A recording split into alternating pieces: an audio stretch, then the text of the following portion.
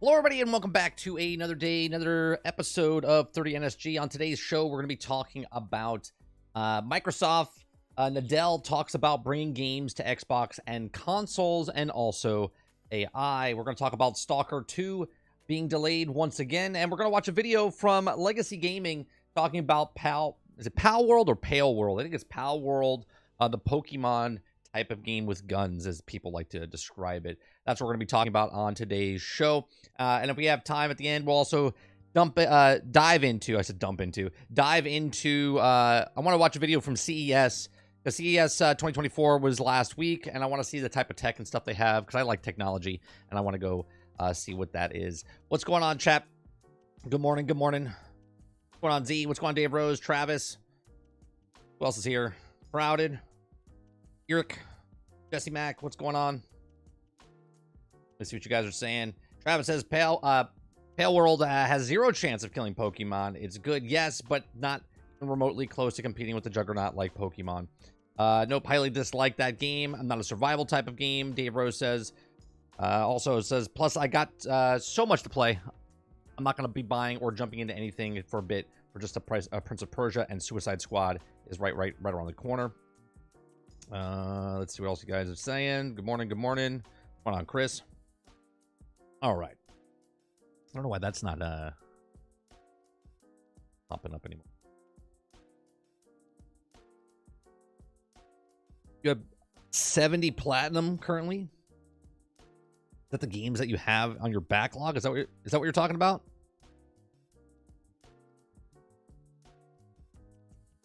All right, let's start off with Stalker 2. All right, I feel like today's show is the games that I'm not interested in. Doesn't mean I think they suck in any way, shape, or form. I'm just not interested in them. Okay, and this is just yet another reason why the game to me doesn't look good. I'm not saying it's not good, just doesn't interest me. So let's go to. Oh, I gotta change this. This is from yesterday. Second. I was running late today. Let me, there we go. All right. So this is from, get rid of it. So this is from the post from Stalker's official Twitter account. It says, "Dear Stalkers, last year during Gamescom 2023, we finally had a chance to meet in person, gather around the campfire with us, sharing something valuable. And it's also been creating for you for all these years. A small part of Stalker 2, a Heart of Chernobyl, publicly for the first time ever." Now, you know when a post like this happens on Twitter, you know something's going on, because you're like, why are you writing a dictionary, like a whole encyclopedia here? But let's continue. Our one-time initiative and transformed into a journey of campfire to campfire across France, Brazil, Singapore, and other countries. Thousands of players were able to play the game themselves and give us as much needed feedback afterwards. And as true friends always do, you shared your honest thoughts about the game, but both positive and negative, and we're thankful for that. From your insights, we figured out the two key points of one to celebrate and one to consider seriously. The first one is the zone remains the zone. It's a true beauty, and after one of the likenesses, the game absolutely feels and plays like Stalker. The atmosphere, the hardcore style, harsh, unwelcoming environment, or are ready to cook. And we can't be more grateful for those words, as we basically sum up both the key intentions and the main inspiration for the project from the very beginning at the same time. Now, the second one is the gear in the backpack should be checked one more time and completely sure it will not fail us in the end, in the most needed moment. Our technical sides of things, and the game needs more time. Uh-oh. Throughout the frankly challenging development process, which we know why they have the process that's you know, because they're in places that are wars going on and whatnot. Understood the time was the team's main seeing the scope of polishing and understanding that we can't push your patience too much. We were absolutely dedicated to releasing the game in Q1 2024, and we worked extra hard to meet the new release window. That, however, doesn't change the fact that at the beginning of this year, we still witness a certain amount of technical imperfections that hold Stalker 2 below the expected standards for the final experience of our fans are wanting for, or waiting for. While there's absolutely no way to make another delay sound less dim, we decided to be clear about our reasons and postpone the game for the sake of yet another wave of polishing. The final release date for Stalker 2, should it be the final release date, or should it be just the next release date of Chernobyl, is now September 5th, 2024. We know that you're waiting for this moment as well as we do, but preparations need to be done, and the journey into the zone goes smoothly and as planned. Thanks for patience and continuous support, and we're really ready to see a lot of info about the game for this year. Now, look, I have no issue with a game being delayed. I have an issue with the suits up on top or the higher ups in the business making developers say a date, say a date, say a date, give us a date, give us a date. What's that date? We need to know the date. And then they hit that date, and then it doesn't hit that date. And then it gets delayed. And then it gets delayed again and again and again. Like, let's just go down the rabbit hole of games that say a date and then miss that date, right? Starfield, Halo, Battlefield. What else? Just recently, Ark Survival, or whatever the new one is. What was the other one? Oh, Harry Potter Hogwarts Legacy got delayed 2 times, right? Yes, games can wait, get fixed, and be better before they launch.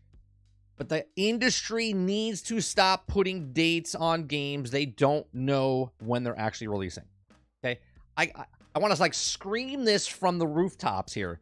Don't tell us a date if you don't know your date. I keep saying there's lots of moving parts in making a video game, right? On a small scale analogy, if I ask somebody, "Hey, you draw me a picture," and the person that's the artist knows how long it would take them to draw a picture. They know. They're like, well, I got my other things in life. I got other clients. I got other things to do. Give me 2 weeks. Right? And you're like, all right, great. 2 weeks. And then 2 weeks come up, and then you're like, I need a little bit more time, right?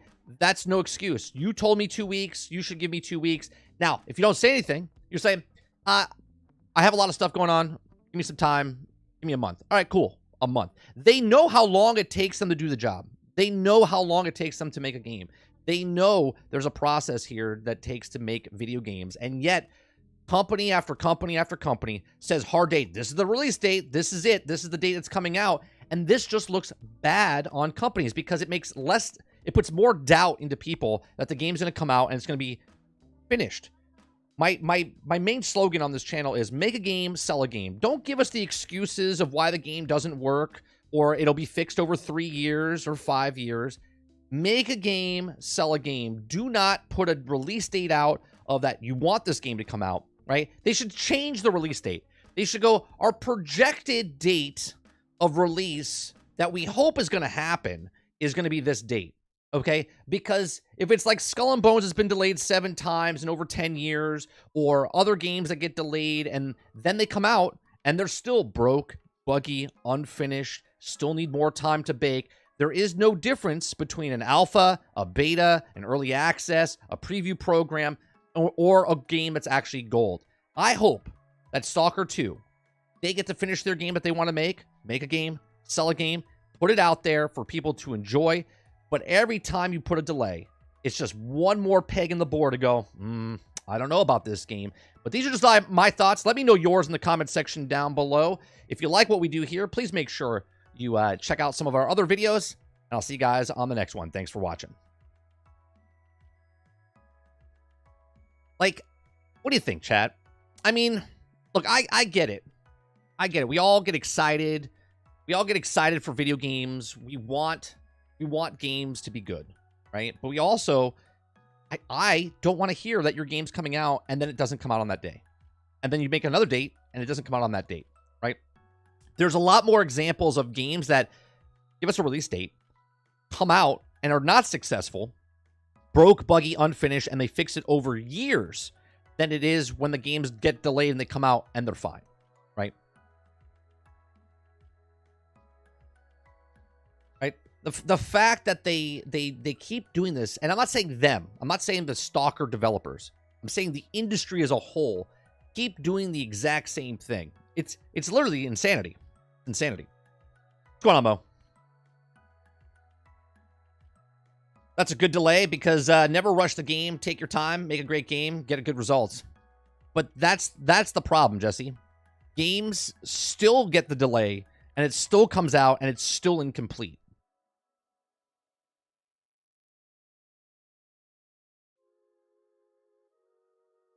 Metro makes Stalker look like a joke.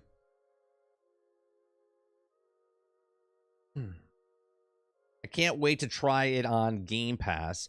It annoyed me too. Too much in Metro. Sarge says the conversation is over. They know when the game is done.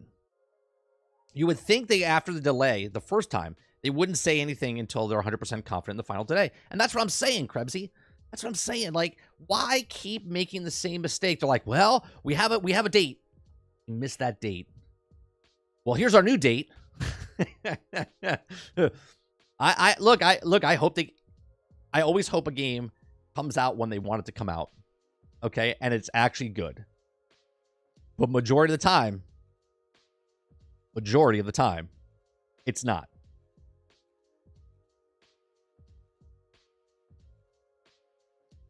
Yeah, but here's the thing, Rose. Even if it hits that date, even if it hits the new date of September 5th, is that game... Are you saying me that they're not going to be updating that game whatsoever? There's going to be no bug fixes or anything happening in that game when it launches. You know what I'm saying?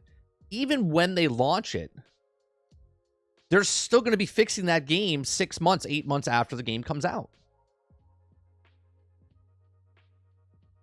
And I'm not here saying that game development's easy in any way, shape, or form. All I'm saying is, as the developer, shut up and don't tell us a release date until you know that game is ready to come out.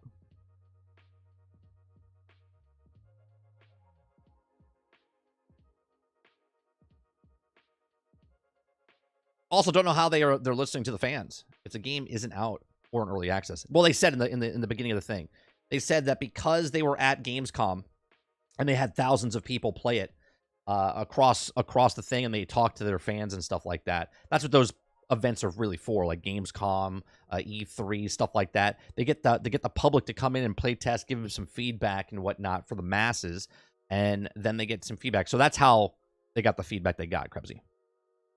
Eclipse says, well, I mean, the war happened the second time, so, I mean, you can't hold that against them. Can you? Sure. Right? I mean, Eclipse, shit happens, right? Shit happens.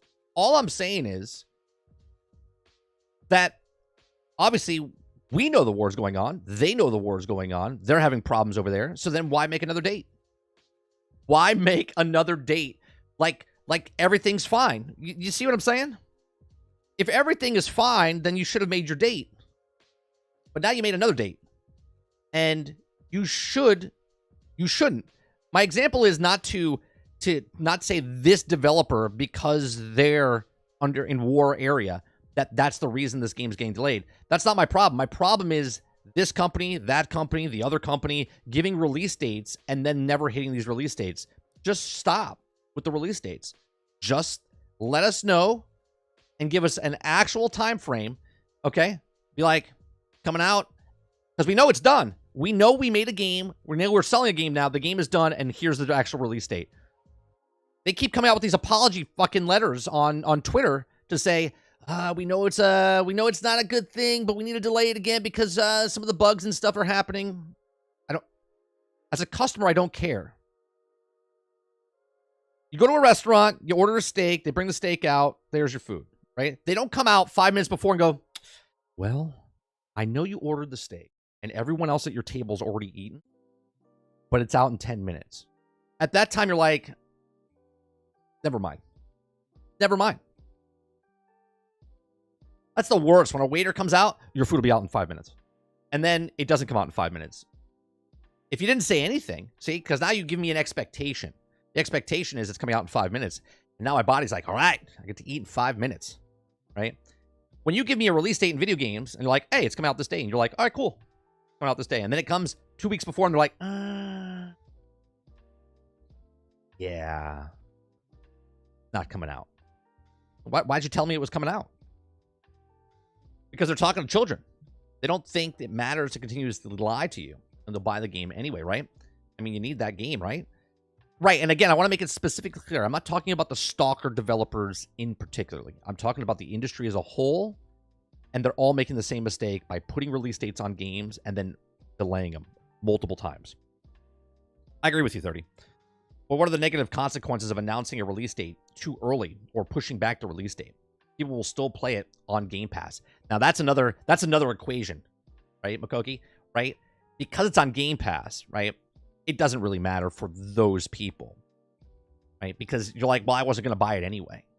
But why come out and say it at all that this is the date it's coming out on, right? Just don't give a hard date if you can't hit that hard date. If I gave my client a date of completion and I miss it, I'm hit with the damages based on the contractual agreement. Gaming Studios gets away with it so much. Right, Chris? Right? And I know I'm making like these analogies of other things like food and whatnot. But there's if you give no expectation of that thing, okay, it's like building up something. Hey, you guys want to hear a good joke? You guys want to hear a good joke? And then I tell a joke and it's not a good joke. I've given you the preconsumption of I'm going to tell you a good joke, and then it's not a good joke, but I've given you hope that it was going to be a good joke, right? I know it's a simplistic thing, but it's like, don't put expectations on stuff and going, yeah, it's coming out on Friday, and then Friday comes like, we had a problem, and it's not coming out this Friday, so it's coming out 6 months from now. You're like, what? What happened? Right?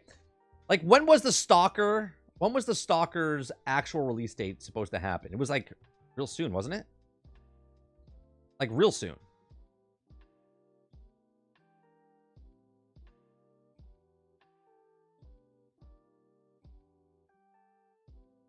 I'm trying to look at their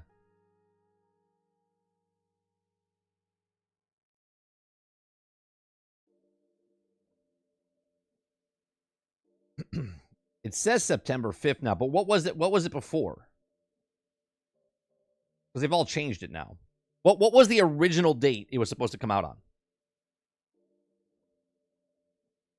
That's another thing, Eric. Well, here's a new method they've been doing for the last couple of years, right? So they make a trailer for a game to hype it up, not only for us, but to also look for developers. They're like, hey, we're making this game. Transformers Reactivate did that, right? Hey, we're making this game. And everyone's like, oh, that looks like a cool game. Are they hiring? I would love to work on that game. So they're using that method as well to find talent to come in. There's also a problem when the game has multiple delays. Right, House, and that's just it. Like, you give the first date, you miss the first date. Then it got delayed, right? Like, can anyone really, like, honestly think that Skull and Bones is coming out and it's going to be a perfect game? It's been delayed 7 times. It's been redone 3 times. Okay, they like reshaped it 3 or 4 times of what the core mechanics were of that game. We really think that Skull and Bones is going to come out? And again, this is me not shitting on Skull and Bones. It's putting the perspective out there of, you really think that game is going to come out and it's going to be flawless? Bro. My channel's about giving information and telling people, look, we as consumers are not protected in any way, shape, or form by the industry, right? The only way we're protected is by voting with our wallets, and you don't have to buy a game day one. You definitely don't have to pre-order. Definitely don't buy a game day one or week one if you're like, I don't know about this. This looks kind of weird, right?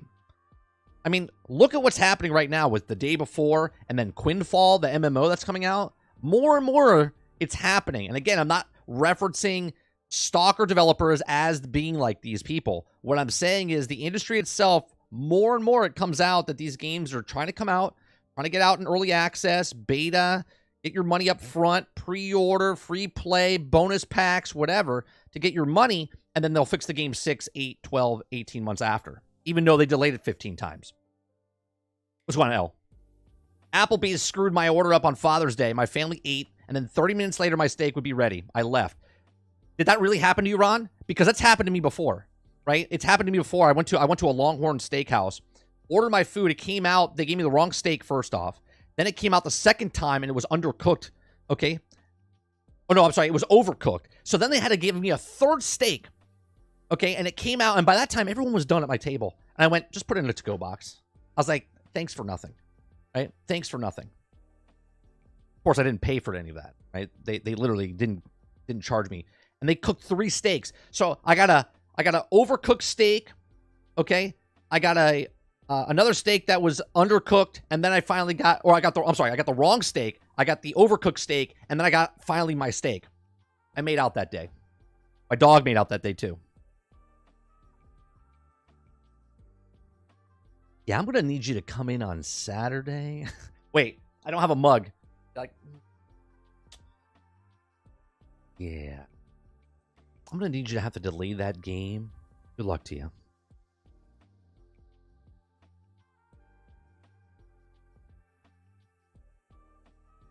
That's okay. We have Skull and Bones and Beyond Good and Evil 2 look forward to. Between those two games, House, 25 years. 10 years for Skull and Bones, 15 years for Beyond Good and Evil. I was 30 years old. I was 30 years old when they announced Beyond Good and Evil 2. I am 45 years old, and we haven't seen shit. Quintard, thank you very much for the gifted memberships.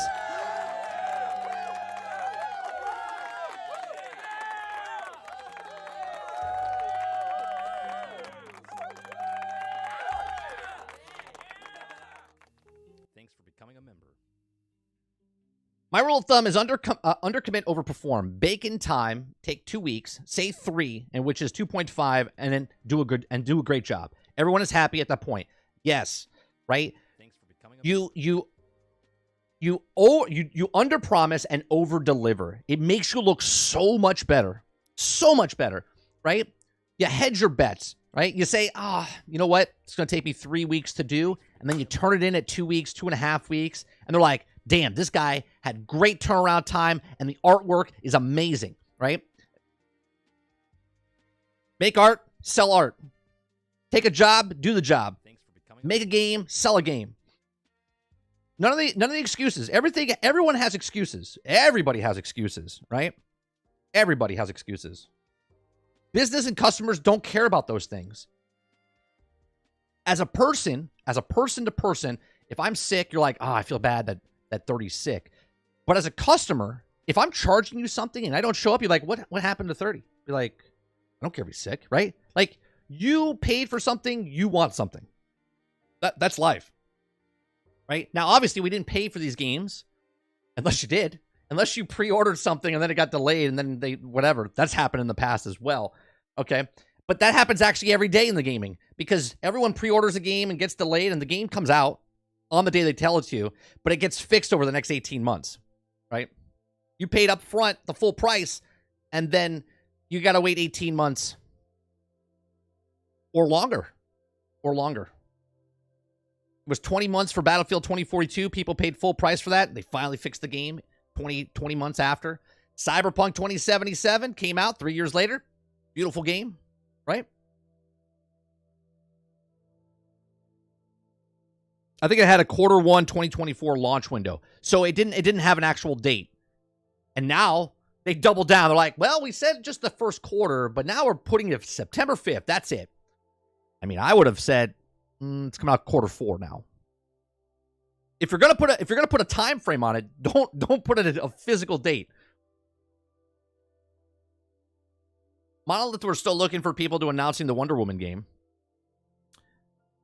Stalker backed by Microsoft. I don't know if it's backed by Microsoft. I can look that up, or one of you guys can look it up. I give the game one delay. Any more, you should have just not said anything until the game was complete. I like that rule of thumb. I mean, I don't like a delay at all, but I like that rule of thumb, Krebsy. Like, all right, you get one delay because something happened, but then you delay again, and you delay again, and you delay again, then there's something up. Come on, Gaming Fire. Come on, dude. Skull and Bones for the win.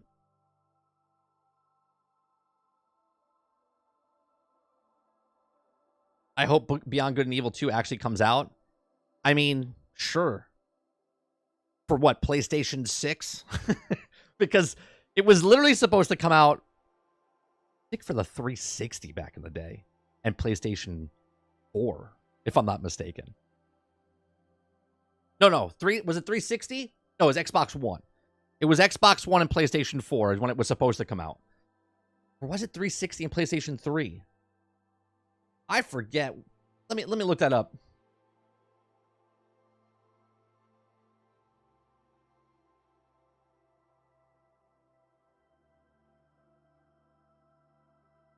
It was announced in 2008. Yeah. So it was literally Xbox 360 PlayStation 3 era. And here we are 2 systems later, and we still haven't seen the game. Amazing. Amazing. Excuses and rear ends. Everyone has one. Magic Dolphin, thank you much for the $5.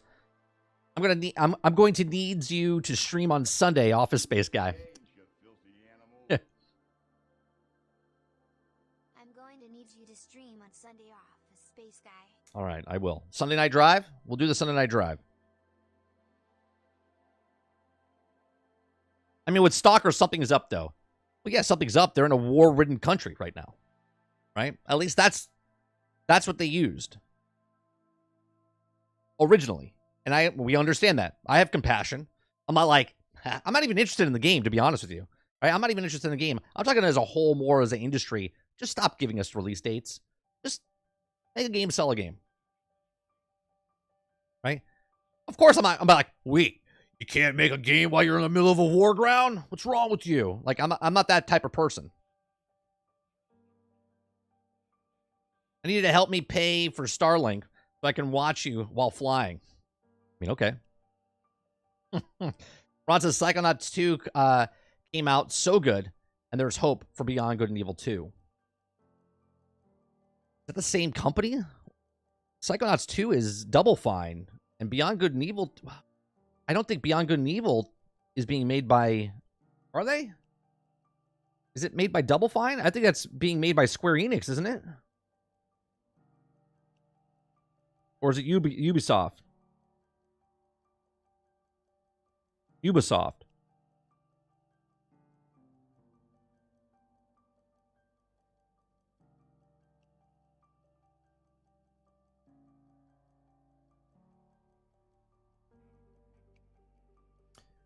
Let's see. I know they ain't. Some folks really are. Oh, of course. I mean, look, some people don't have compassion. If an old lady falls in front of me on the ground, I don't yell at her for falling in front of me and almost making me trip. I'm like, oh my God, I pick her up and say, are you okay? Right? I have compassion as a person. I don't look at someone and go, get up! What are you doing?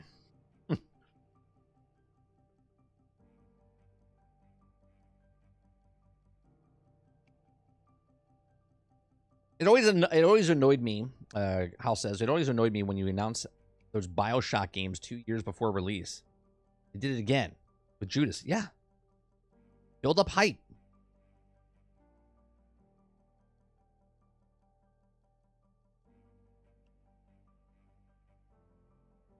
Has North Korea made a video game? I think, actually, you know, it's funny that you say that. I think they made one game. I don't think it was very successful, but I think, because I remember someone last year, or someone did a video.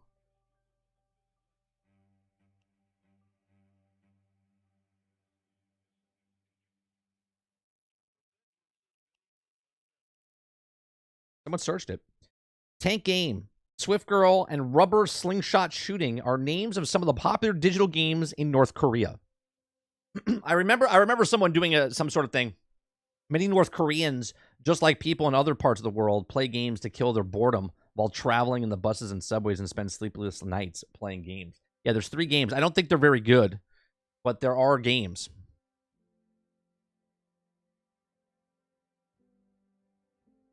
We're still trying to find a way to monetize Beyond Good and Evil. Not enough outfits for the pig. Compassion is great for everyone, needs it, but there's also a point where you got to say, well, okay, maybe you need to have someone else do it. I think I'm 60 to 70% of the way finished with Prince of Persia. I hear it's a good game. There's Stalker. If you're looking for Stalker, you're going to be waiting September 5th. And maybe you'll wait longer. Who knows? And then if it does come out September 5th, I mean, I hope it's a complete game. I mean, because if you tell me you're delaying it to polish things up, and then it comes out, and then September 5th lands, and it's not polished, that looks bad. And do they still foster the, well, they're in a war zone? I mean, you know what I mean? I didn't push your game out. Right? I didn't tell you to release your game.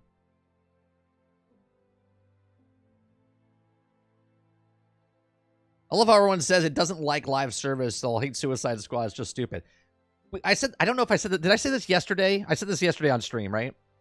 I love people that when a game comes out, like Outriders or Gotham Knights, okay, or Starfield, or Hogwarts, okay, and people are like, man, this needs to be a live service game. This needs to be a live service game. And then the same people, I know there's different people, but the same people that said that needs to be a live service game are the same people when a live service game comes out, they're like, I can't believe this is a live service game. It's like, well, which one do you want? So you want a non-live service game to be a live service game. You want a live service game not to be a live service game. I mean, you might as well just put a blindfold on, throw a dart.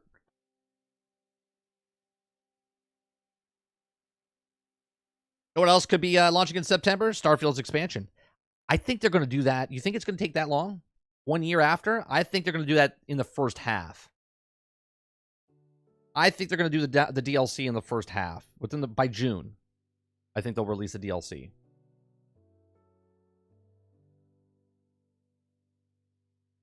Is there even a game store for Suicide Squad? Is there even a game store? There's going to be a microtransaction for cosmetics and battle passes, like season passes. Got it.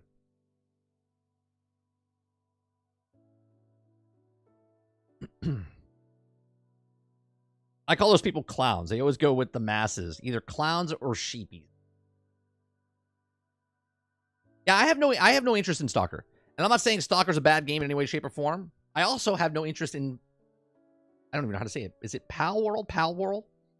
Right? Or Pal? Pal. I think it's Palworld. Right? I have no interest in this game. Right?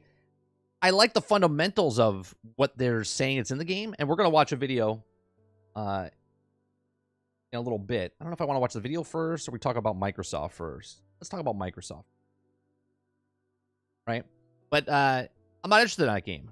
But I'll talk about it. We'll look at it and I'll give it a... We might try it on stream next week. It's just Pokemon with guns. I'm afraid it's not even that. It looks kind of shallow to me, but I don't know anything about it. I'm gonna watch a video. I haven't watched any videos on it, right? I'm gonna watch I posted something in our submitted stories from Legacy Gaming. I kind of like their reviews because they kind of give enough information to tell you good or bad, make your own choice type of thing. I say that brain. I hated Stalker. I thought Fear was way better. So was Metro. I never played Metro either. I never played Fear and I never played Metro. Those games just don't look appealing to me.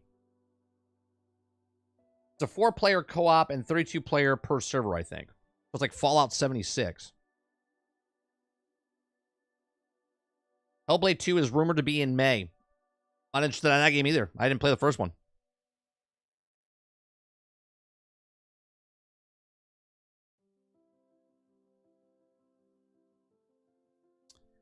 All right, let's go with the next story. So, let me be upfront with this. I haven't been really following this story, right? Last night, Creature brought it to my attention that he sent me a video of Nadal saying certain things. Now, I'm a person that likes to read mannerisms and stuff like that when someone talks. And I worked in the corporate industry, right? Not just in the filming industry, but I worked in the corporate industry as well. And to just give you a little bit of context here, or my background. And I would do stuff for Microsoft, and I would do stuff for Dell and IBM and all these other companies, right? And we would film a lot of these interviews and different things. And sometimes in the business, there's a script, and they look at the script, and they have the points to talk about and whatnot. And then sometimes people go off script, okay? And sometimes when people go off script, they just kind of bullshit type of stuff, right? They're not really bullshitting. They just don't have the words, and they say certain things. So context matters, and I think a lot of higher ups, because yeah, they work for Microsoft and they say certain things, but I don't know if, because the video as I saw, I don't think we're watching a video here in this article, but the videos I saw were heavily edited, so they're influencing the people that are watching the video now that this is what he said. You know, slow it down, do a bunch of stuff like that.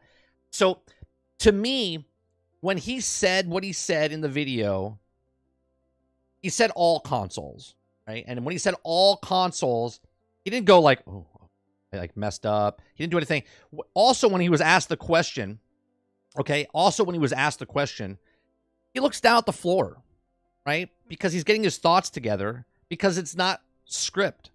So he's literally, and if there was a script or something, teleprompter he was supposed to answer, he didn't look at it at all. Okay, you never saw his eyes glance over at anything, okay? And he just spoke. Now, people misspoke. People misspeak all the time, okay? And people take it out of context because of based on what it is, because they are hoping that this is what's going to happen. Now, do I believe that this is going to happen where all games are coming out on, I think it's a case-by-case scenario, as Phil Spencer said a while ago. I think certain multiplayer games will come over to other consoles. I don't know if all single-player games will come over. It all depends what the saturation point is. If the people that are on the main console didn't get enough sales, and then they're like, hey, you know what? Let's get more sales over here. So I don't think it's as just black and white as, well, Microsoft's making all the games coming over to PlayStation and Nintendo. I really think it's a case-by-case. And I literally said years ago, you can go back, I think it's episode like 172 or 178. It's like 2018, 2019 on Generation X Gaming. I talked about stuff about where Microsoft was going well before the new systems came out, well before the leaked documents came out, well before Phil Spencer said that this is what their plans are and they're not competing anymore. So here we go. All right, so Microsoft, Nadella talks about bringing games to Xbox and console and also AI. Now, alongside Microsoft's president, Brad Smith, he was asked on the panel last year about the health and future of Xbox, and he shared that Stephen Totola, this was Satya or Nadella's, I'll say, response. He says, quote, yeah, obviously, we're very, very excited about everything that's going on in the gaming, especially with the close of Activision Blizzard King. We think now that we have the ability to read or really do what we always set out to do, which is build great games and deliver them folks across all platforms. Right, which is Xbox and consoles and PC and not even including mobile gaming and cloud gaming. Now, Xbox and consoles, you could take that as face value of what it is, and he said Xbox and consoles, but there's lots of consoles, right? There's lots of consoles because mobile gaming is like phones, right? But a console is like Steam Deck, the, what's the other one? ROG, right? There's like other platforms that are out there, consoles, mobile devices that are considered consoles, right? Like a mobile phone is not considered a console, but the Steam Deck is considered a console, even though it's mobile. The Switch is also a mobile device / console. We watched the video, right? So there's a lot of crossbreed of when he says consoles, everyone just assumes that he's talking about Switch and PlayStation, right?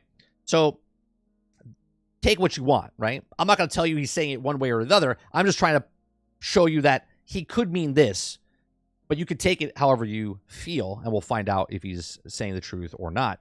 We're excited about the futures. Oh, before I go on, because 100%, if they come out this Thursday and say nothing about coming out to PlayStation with their first-party titles over to PlayStation, then they're going to call him a liar when he said Xbox and consoles. Just putting it out there, right? Because you're damned if you do and you're damned if you don't. People will take it out of context, but then use it in the context when they feel like it's proper. Okay? So we're excited about the future, and we want to do our very best working in game. In the core business for us, but also I see tremendous synergy between what we're doing up and down the AI stack. I always will say that Microsoft is not a conglomerate, and we have one platform we express through multiple different addressable markets, and gaming is one. When I think about the AI, I think we're doing the infrastructure layer of what it will do at the edge, and it's sort of the same set of transistors as the first were used for graphics. Guess what we're doing being used for AI? We cannot connect the dots and see why gaming is going to be more strategic to us. He goes on to say, so let's address the first big statement from Nadella's response. He's implying that Microsoft will bring more games outside of Xbox.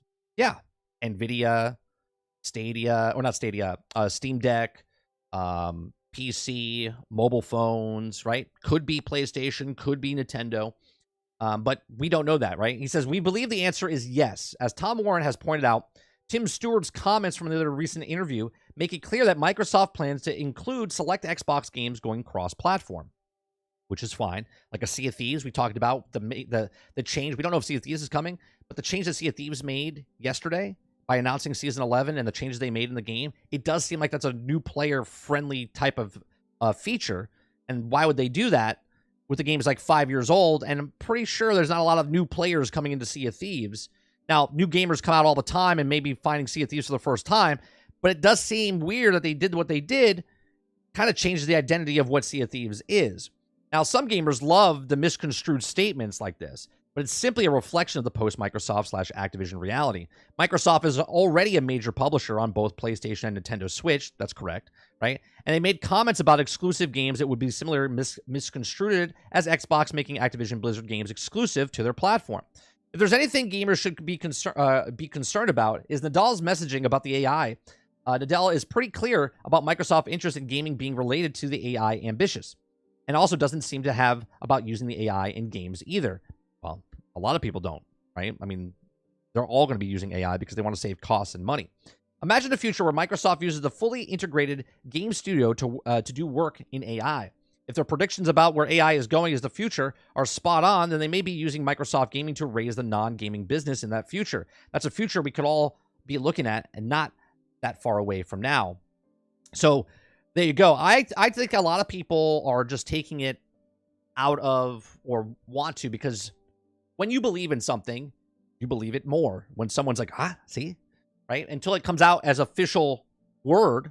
Like, for instance, I believed that Microsoft wasn't playing the same game anymore, said that out loud, was proud about where my stance was, and 3 to 4 years later, Phil Spencer came out and said, Microsoft's not playing the same game anymore.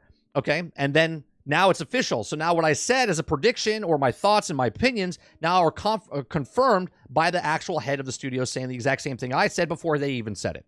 Because I looked at the trends, I looked at where the technology is going, I looked at stuff. So again, do I think Xbox is taking all their games and coming out on a PlayStation or Nintendo? No. Do I believe that some of their games can make the switch over? Yes, 100%. Right? Look at what PlayStation is doing right now with Helldivers. Look at what PlayStation is doing with Foam Stars, right? They said it would never happen. They said day and date would never happen on PlayStation Plus, and yet here it is. A game that's coming out on the streaming service. Helldivers is coming out on the PlayStation and PC. And yet people said this would never happen until it does. These are just my thoughts. Let me know yours in the comments section down below. If you like what we do here, please make sure you share, like, and subscribe. And check out some of the other videos. Thanks for watching.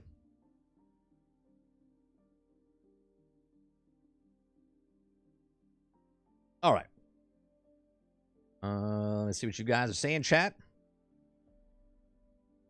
I have a question. Is COD, Minecraft, Diablo, Overwatch on all consoles? Yes, Mo. Yes. But to be fair, Minecraft was not on PlayStation before Microsoft bought it. I think they did move it over there, but it was on multi-platform before they bought it. Diablo's always been on multi-platform because they just bought Activision. So they have every right, though, to take the stuff that they got from Bethesda and Activision and not make it everywhere if they choose to. But you're absolutely right. Yes. Give Hellblade time it needs. I also think the game world would do better in October.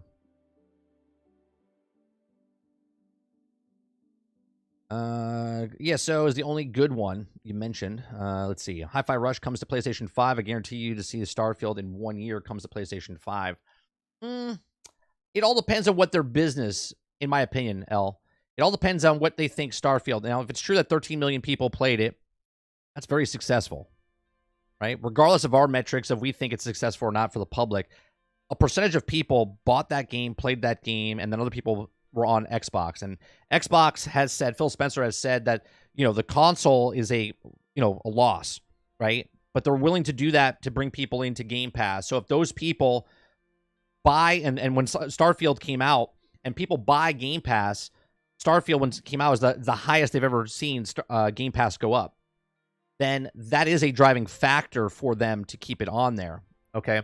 Because especially with the DLC and whatnot. Now, to say that, can it come to PlayStation? Sure. If they decide to go, you know what? It's been 2 years. We're now going to take it over. There's no difference in what PlayStation is doing right now with their first-party titles, and then a year and a half, 2 years later, they bring it to PC. There's no difference, right? It's not like it's a oddball thing to go, oh, well, Starfield's coming to... Like, Okay, potentially, yeah, 100%, considering they said it's a case-by-case scenario. As much shit as they talk on Starfield and Xbox, I don't get why they seem to be pressed for Xbox games. I don't get it either. I honestly don't. 30, I still love the one of my games has a trophy at the start of it that you die called Damn It. Don't. You play the full game, it's damned if you do. Okay.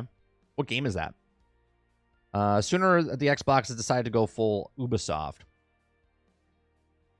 See if PlayStation 5 is coming. Just expected people.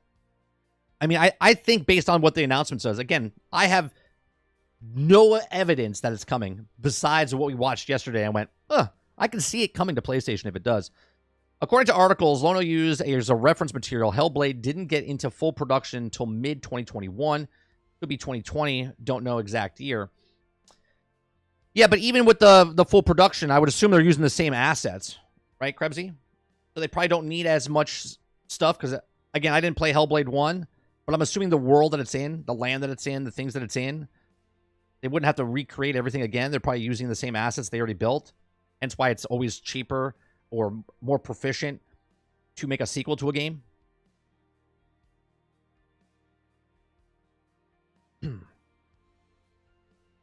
Fanboys make the world go around. Bigger question is, when Sea of Thieves comes to PlayStation 5, does it kill any hope if Skull and Bones may have had no matter how small? Here's the thing. I said this to Creature in Discord the other day. I said, I think Sea of Thieves, if it does come to PlayStation, is making like the kill of... because I'll be honest, when I played Skull and Bones, it made me want to play Sea of Thieves. So if PlayStation is getting, and let's say Nintendo Switch is getting Sea of Thieves, it's great for everybody in gaming. It's a great pirate game, okay? And it will make it harder for Skull and Bones because Skull and Bones is a very specific pirate experience, where Sea of Thieves is a pirate experience. Like, you can be a pirate.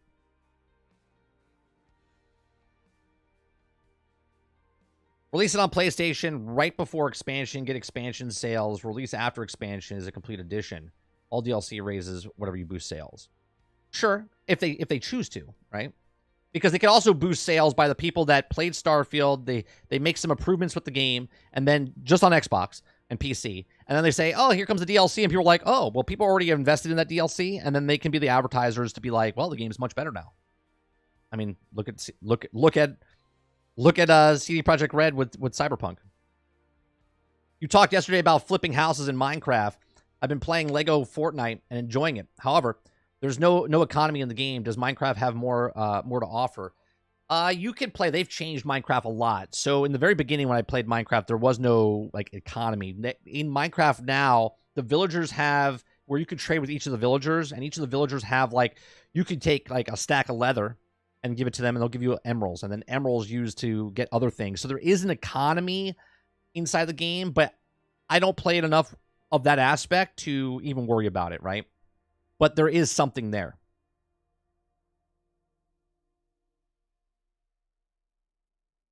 I don't think they press. I just think, like, when the internet says the community wants it, they just have a few people talking shit. They just start running with it. Yeah. Well, if you look at some of the posts that people start running with, they'll be like, oh, look at 100 people liked it, and they make an article about it, and you're like, 100 people? Like, okay. Kenneth Brinkley says, I overheard that PlayStation support group. Show us on the doll where Starfield hurt you. Yeah, I don't... I enjoyed survival crafting games. Now I have finally tried one. Oh, because of Lego. Yeah. It's not where... It's a good start where Lego Fortnite is. It's a very good start where it is, dude.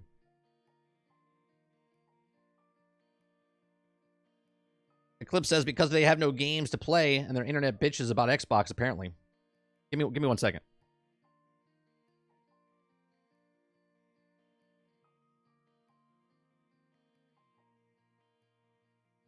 I don't know why my dog, he's barking like he sees something. I don't know if someone's coming to the door or not. Sorry.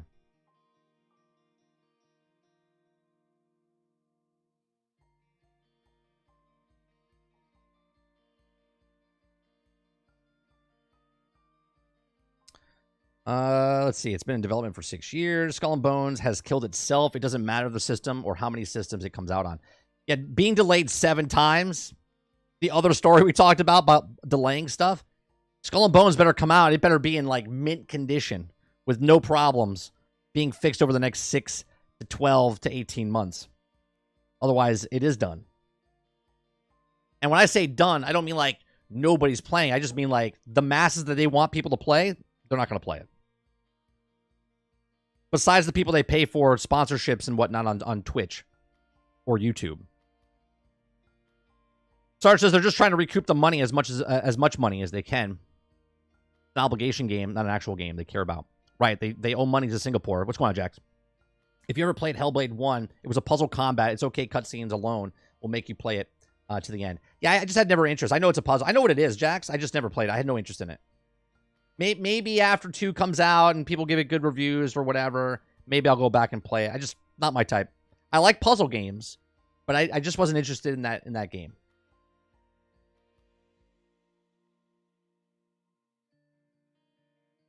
What are you barking at?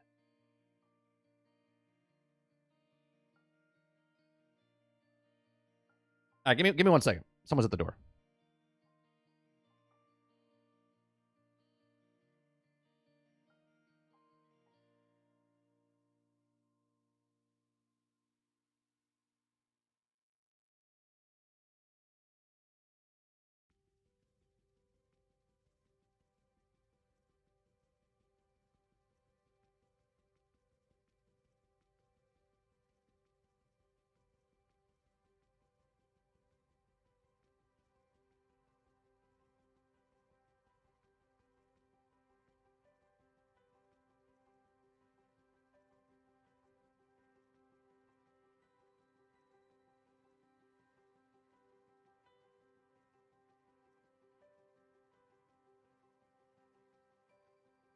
Cold outside.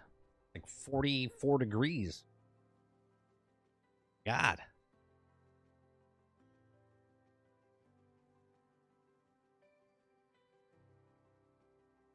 Trying to recoup money.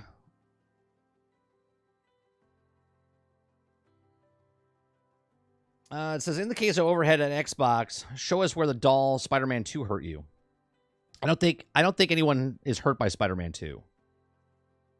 Like, nobody hurt. The only reason there's pushback on Spider-Man 2 is because the PlayStation fanboys were shitting on Starfield, so the Xbox fanboys were just shitting on Spider-Man 2. That's it. It's literally that. It's nobody's fault that nobody... And Travis, you do this all the time, right? You're doing it again. You're comparing Starfield to Spider-Man, which is just... Every time someone brings up something, you bring up the other one, which is just weird. Consoles are sold to a loss of real money as a software sales subs. Do you think that they move by Xbox to sell software on the console marketplace to prove the submodel isn't working? No, I think their submodel is working. I think the submodel is working. I just don't think the public thinks it's working. Right? Because we don't know the numbers. They know the numbers. Hence why they keep spending hundreds of millions of dollars to get certain games as first-party not first-party titles, to get them day and date on Xbox, right?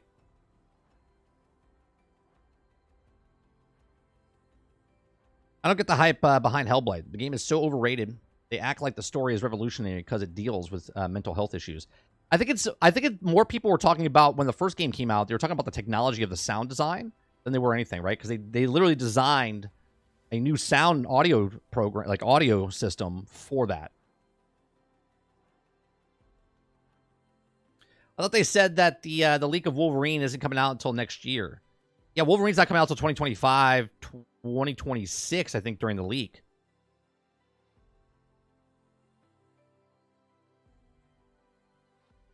Thor senses the apocalypse is near. My dog would he would let me know if the apocalypse is coming and if robots are coming. He'd take those bastards out.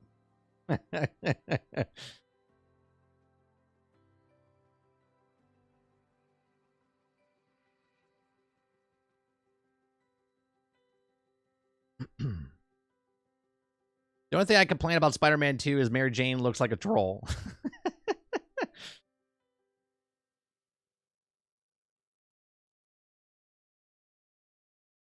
Xbox fans were shitting on Spider-Man 2 before Starfield was even announced.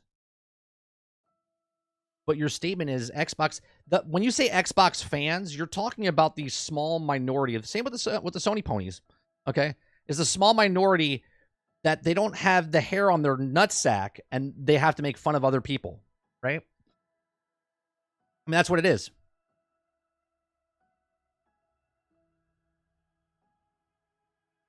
I could make a Thor emoji. We could do that.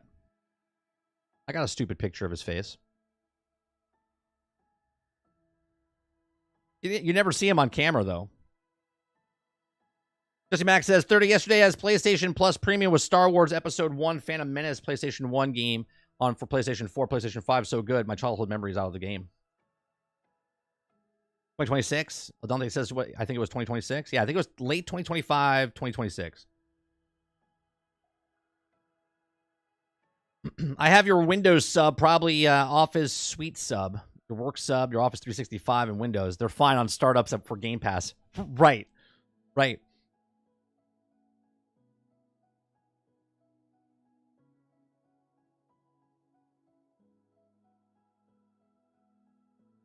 Well, to be fair, I have a few hairs.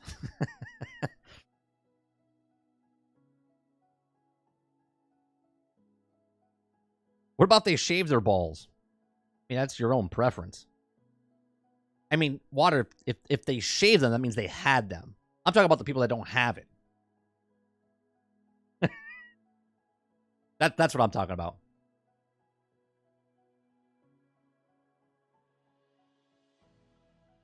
If the people that are mad that they can't afford both consoles, so they need to make sure that no one or know that the one they bought is a superior one. Right. Right.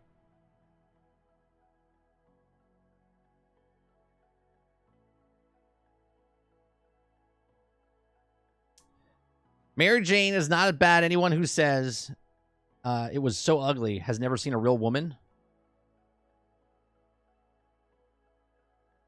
All right. Hold on a second.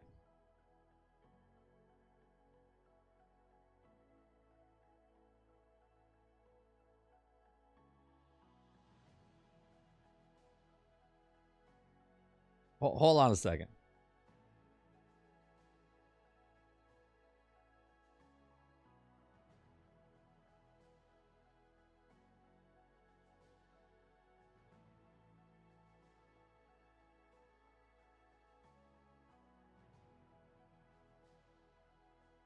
You're telling me. You're telling me. You think the actress that face modeled her looks uglier than Mary Jane in the game?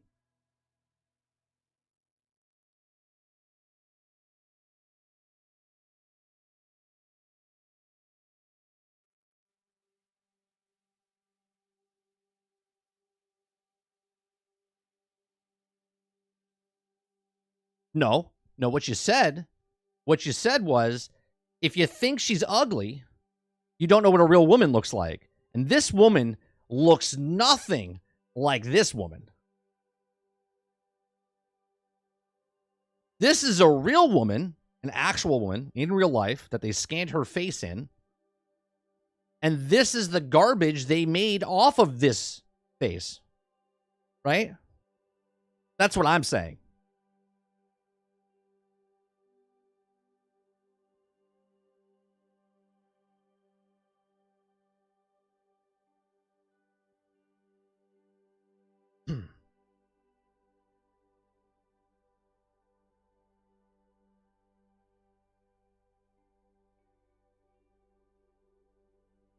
Any person who says it's garbage is just stupid. I mean, she doesn't look good. And everyone has the right to say if someone looks good or doesn't look good. She doesn't look good. You go to sleep with the one on the right, and you wake up with the one on the left.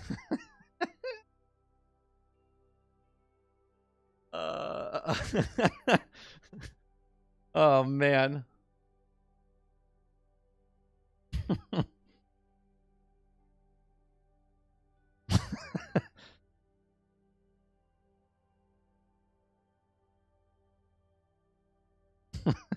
That was good, El Dente.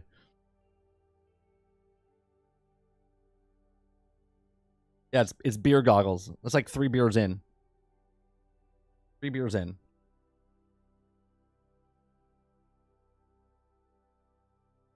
I mean, hell, look at the model in the first game.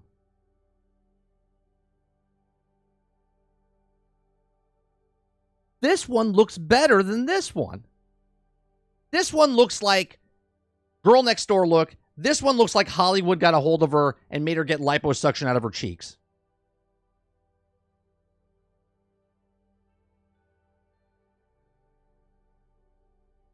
Speaking of that, that just reminded me. Did you guys see the girl from was it The Boys?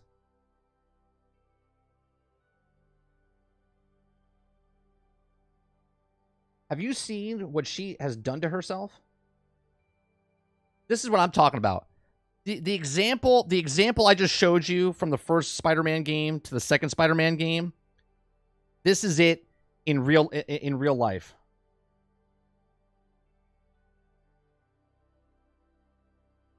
This is it in real life. Okay? This is not AI. This is not false in any way, shape, or form. This is the girl from Spider-Man 1, basically. Okay? And then Spider-Man 2 turned her into this. Okay? Why? She is absolutely gorgeous over here.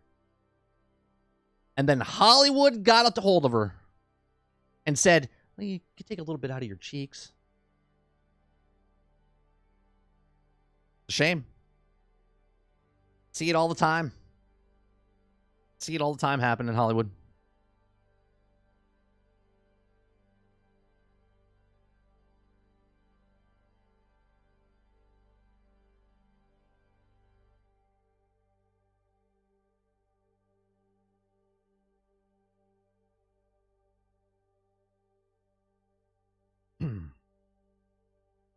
Kim do the same shit?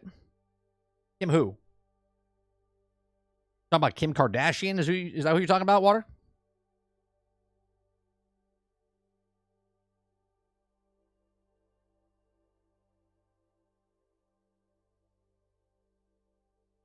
Oh, Little Kim.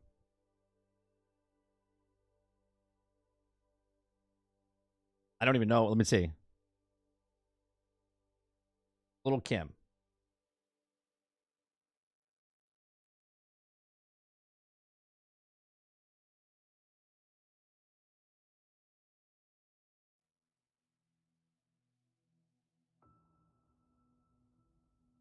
Oh boy. Yeah. Yeah, she definitely did she went the Michael Jackson route. I'm not gonna show these pictures. Because they're more God, what did she do? I don't know the person. But look at these pictures. Wow. I mean, Hollywood gives you that brain, man, where you gotta keep up with the Joneses. You gotta look good. You gotta get your next gig. You gotta look better than the girl next to you. Sad. I worked on a show back in the day called I Want a Famous Face. And I got to see a lot of people do plastic surgery to look like people that were famous. Like some people want to look like Brad Pitt and some people want to look like Pamela Anderson. And they did these really crazy surgeries. And yeah, it was terrible.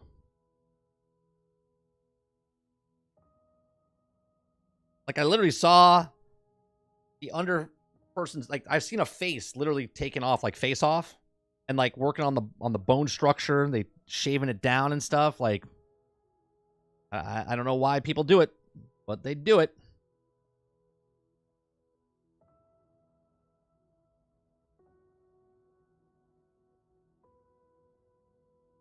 Kyle says, I've been lurking, but I can't keep my mouth shut anymore. I cannot believe you're talking about fake women in this manner. How dare you, Mike? Fake women. We're talking about real women. What are you talking about? Make sure you have the red button catched up. We're talking about real women now.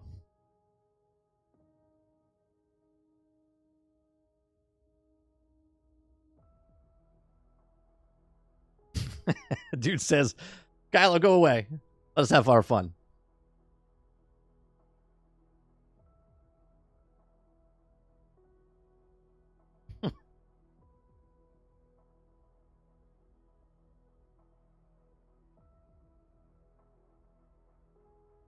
All right.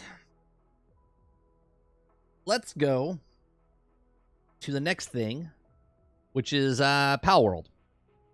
Okay, now I have no interest in this game ahead of time. You guys asked me, would I play it? Because it's an open world survival game. You guys know I like those type of games. And will I get it? I have no interest in Pokemon. I've never grew up with Pokemon. Never played the card game. Never watched the TV show. Not a big Pokemon guy here. Okay. I was on the tail end. I was in high school senior year, I think, when it came out. It was like 96, 97, right? Or was it a little earlier than that? Either way, I was doing other things in high school other than watching Pokemon or playing Pokemon cards at that time. So use your imagination. Okay, so let's watch Palworld and see if we like it or not. That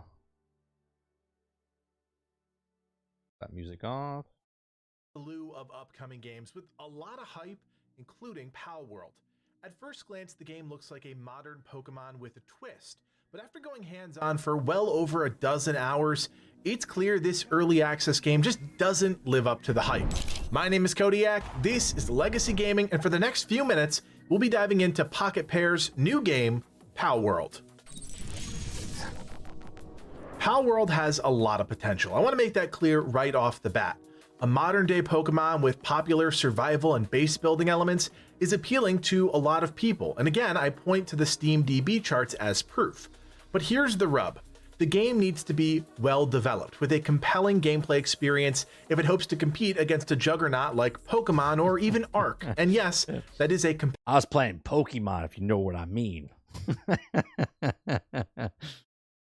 That's right, Big T. I was beating people up with music stands. Competitor here. Let's be clear, the game is and will be compared. People were collecting Pokemon. I was collecting seniors. Get up. To Pokemon. There's no doubt making street cred for myself like I was in prison. In my mind about that. Simply look at the pals, the capture mechanic, or even the tower boss battles, and you'll realize the developers weren't exactly shy about creating a game that looked strikingly similar.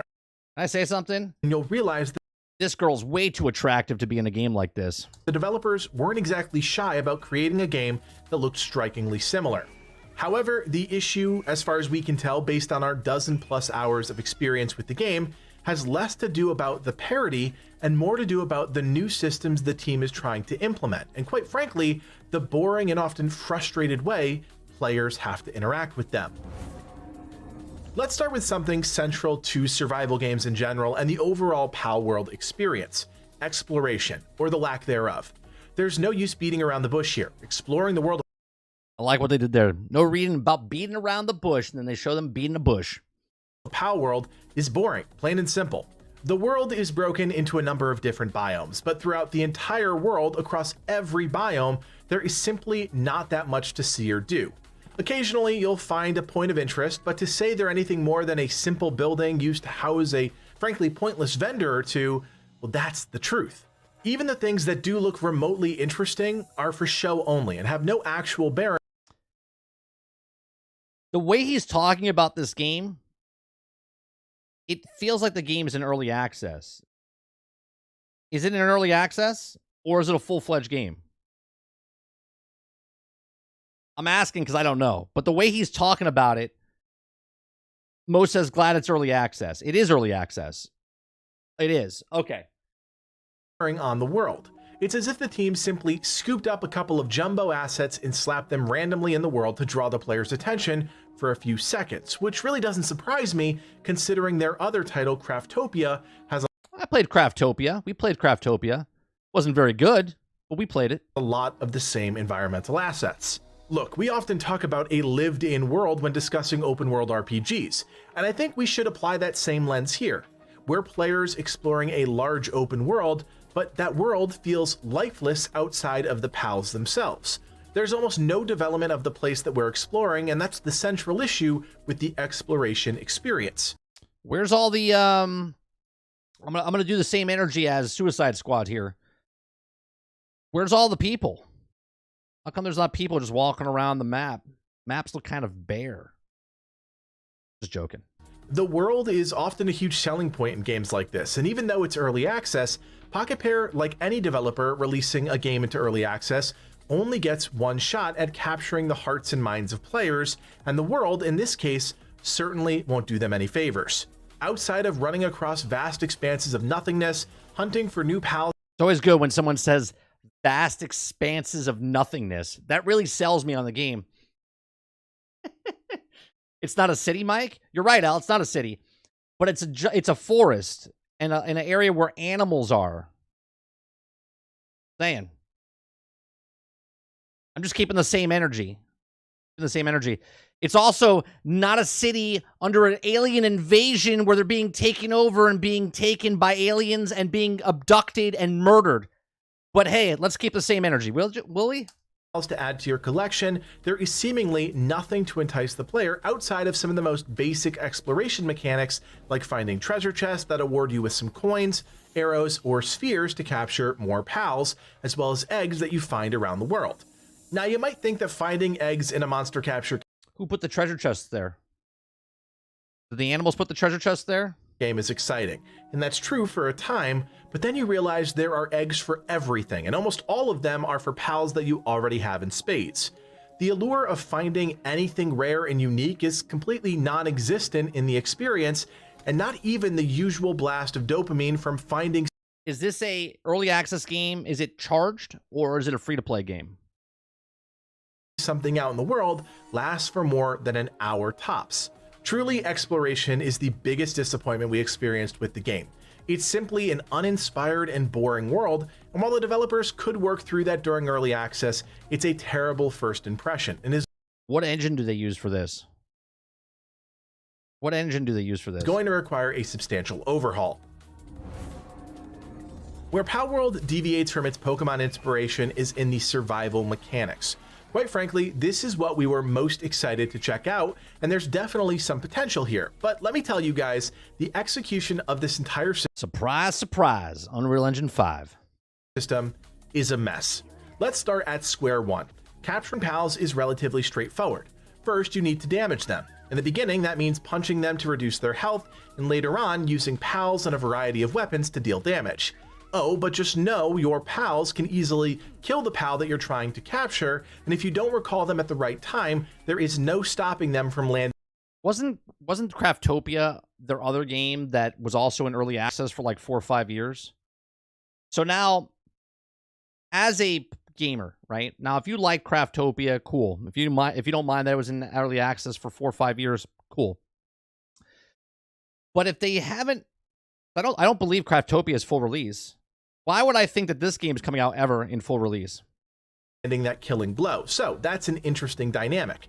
Nonetheless, you will end up with an army of pals because that's part of the progression experience, capturing 10 copies of each pal for an XP bonus. We've been talking about it for maybe 4.5, 5 minutes maybe. For the purpose of survival, each pal comes with an assortment of skills that all inform the type of work that they can do to support the player's base. Things like planting, mining, farming, transporting, totaling 12 unique skills that all factor into the... I mean, what he's telling me here, this is appealing to me, right? I like the Minecraft survival arc, Conan, Lego Fortnite. I like that type of stuff in games like this. Survival elements of the game. A pal's level with those skills also directly impacts their effectiveness in that task. You might be thinking, all right, that's pretty cool. I can build out an awesome base with an army of pals stretched across 12 different skills. And yes, you are right, in theory. Because in practice, the way this works is less than glamorous. Once you have a... Mo, didn't Anvil closed down? Didn't it never launch? And it was an early access, and then didn't it just shut down recently? Base established and various workstations demand, there's no rhyme or reason how you assign, manage, and create efficiencies within your PAL workforce. A central tenet of the game is reduced to simply picking up PALs and quite literally chucking them at workstations and hope that they'll not only start working on the required task, but continue to do so until it's complete. That's only if they aren't hungry, tired, sick, or... Oh no. Oh no, I'm not. See, this right here now just swung me back the other direction. I am not babysitting these goddamn animals. If I have to feed them and do all that stuff, fuck that. I'm out. I'm out.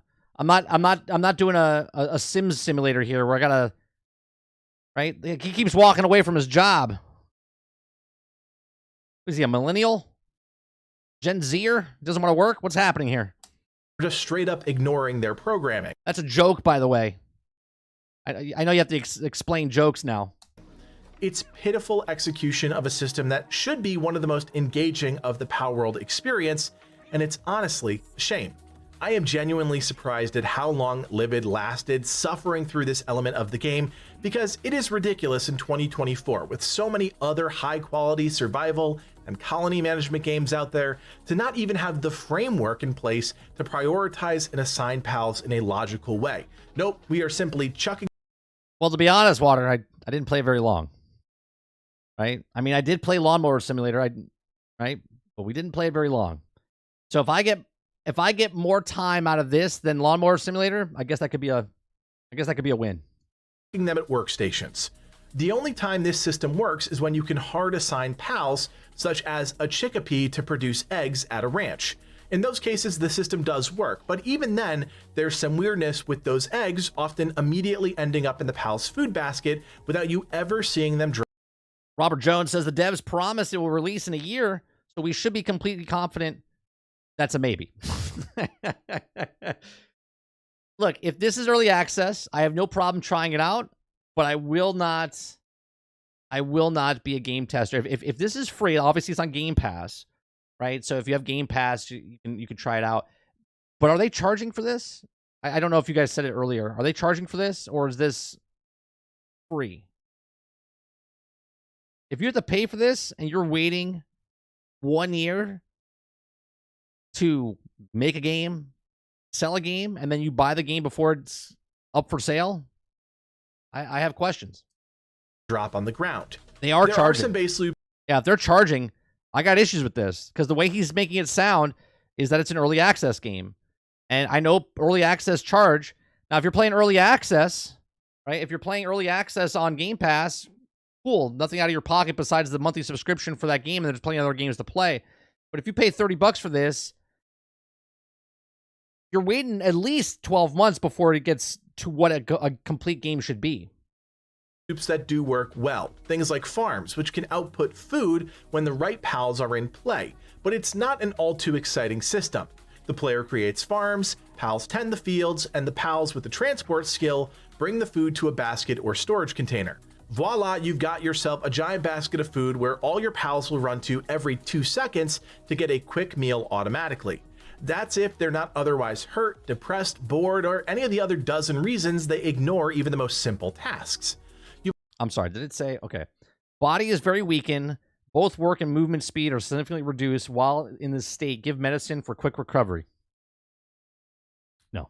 Depressed, bored. All my pals are dying. They're all going to die. They're going to be moved slow. I'm never going to do anything with these guys.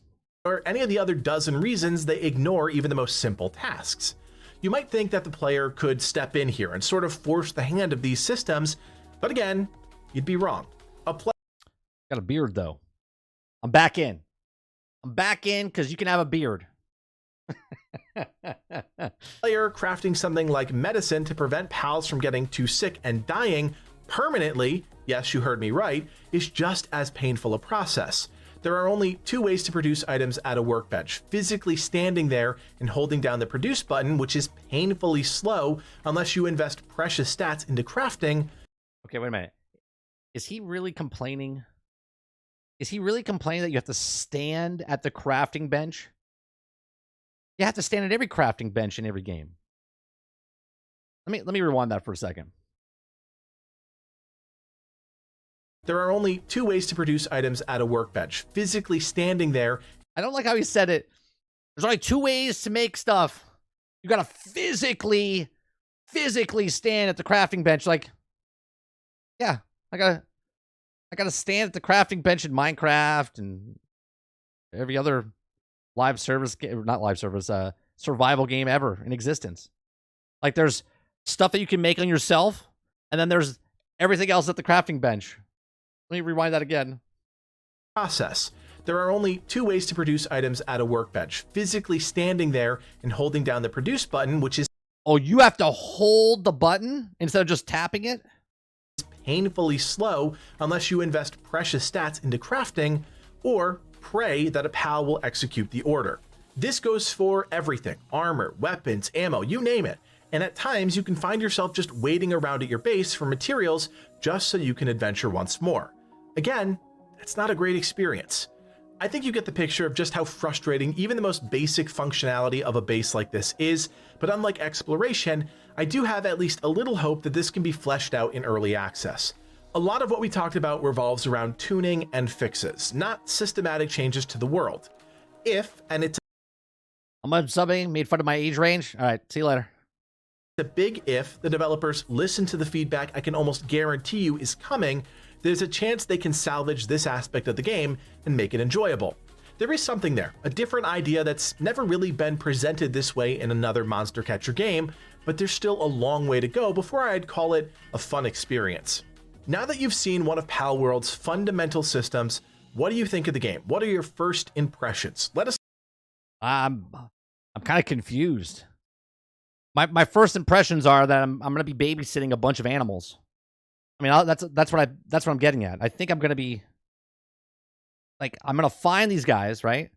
And then I'm going to hatch them, and then I'm going to put them to work. So I don't think Destin Laguerre from IGN is going to like this, because some of those animals are going to be children, and those children are now slaves to me as they work my farms.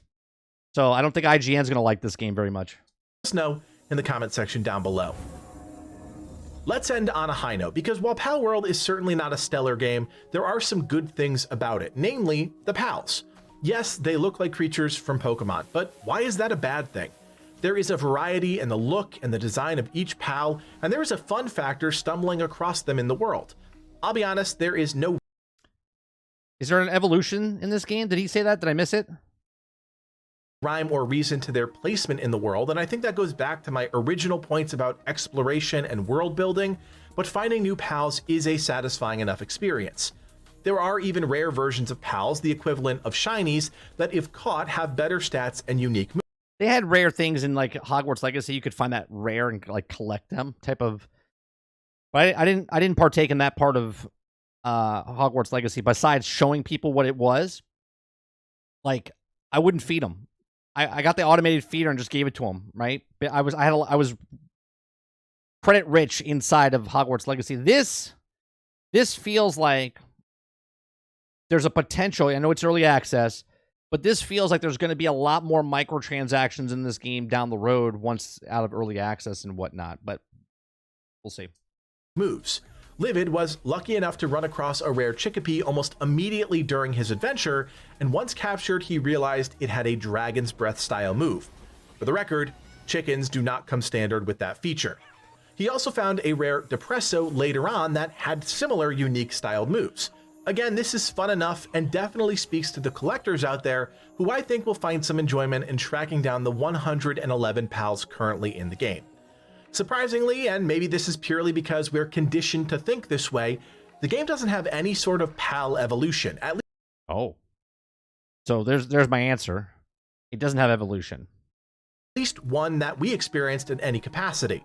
Of the 38 pals we unlocked during our preview period, not a single one ever evolved into something else. Even pals like Pengullet, a little penguin-type pal that you would expect to evolve into the larger Peng King, have no affiliation. Like, what? It's very strange, and it's clear the team wants players to use the breeding system to create and unlock different pals. Pals all have some sort of unique player interaction as well, and this is pretty cool. In some cases, you can craft a saddle and ride your pals for a burst of speed on land or even in the air and gain It's like Ark. Okay. direct access to their pool of abilities during combat. In other instances, you can empower them for a period of time, and that might mean changing around their damage type or augmenting them with a weapon. If you missed all the pre-launch footage, yes, I always find it funny. It's like you're like murdering something, and then you're like, I'm going to take your babies, and they're going to be my slave. Oh my God. It's like, yeah, I'm just going to murder this whole thing here. And after we kill mom and dad, we're going to take the baby, and then I'm going to put you to work in the farms, in the fields. guns are a big part of this game, and while it is weird to see your cartoon character I mean, that is cool. A Gatling gun with the big guy. rocking an AR, that's exactly what Palworld allows players to do. All of this comes to a head during the combat. Your goal is to either capture or kill your enemy, and there's really no in between. Combat takes place in real time, and because you yourself are a substantial part of the damage equation, there's not a whole lot of control in terms of your pals. Most abilities are on a long enough cooldown that your pals will simply auto-use each skill as it becomes available, while you yourself chip away with your preferred weapon, all while avoiding enemy attacks. I don't know about you all, but that's not exactly exciting, and while it's nice to level up. Okay, I have a question. In State of Decay 1 and 2, if I brought my satchels back to the base and my pals, right, basically the other survivors in the world were there, if I put the food in the storage, they would eat the food, and they would always say they're constantly eating the food and whatnot. If I'm constantly getting the food here, are they just eating the food and using the resources that I'm bringing back? Or is it like you don't have to worry about it? Up and gain access to new abilities for your pals and items for your base. I think I've already made it pretty clear there's no real satisfaction within that system.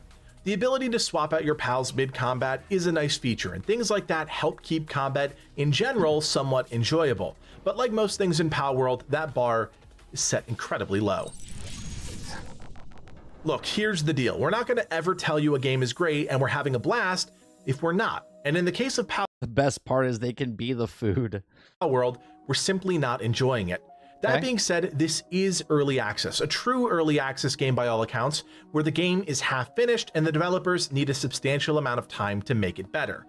As a player, I want to know, what is Pocket Pair doing post-launch to make Palworld a better game?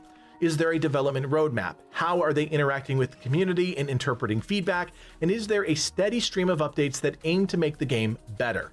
As a player and someone that's followed this game for a while now, that's what I want.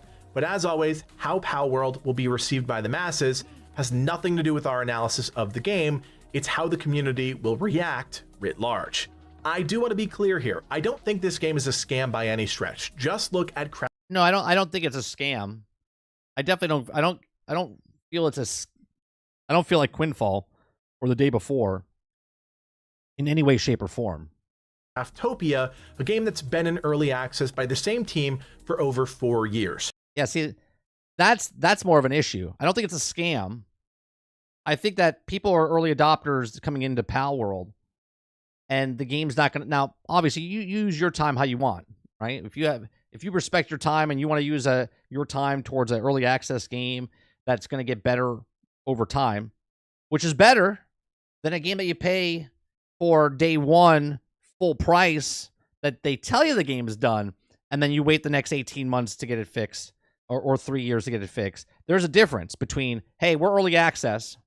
At least they're letting you know they're early access. You're paying $30. Is that what you guys said? $30.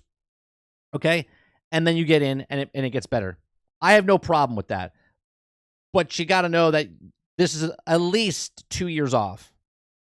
But they're telling you that. It's early access. It's at least 2 years off. Even when it comes out next year, supposedly, it's still going to take another 12 months after that to get it going.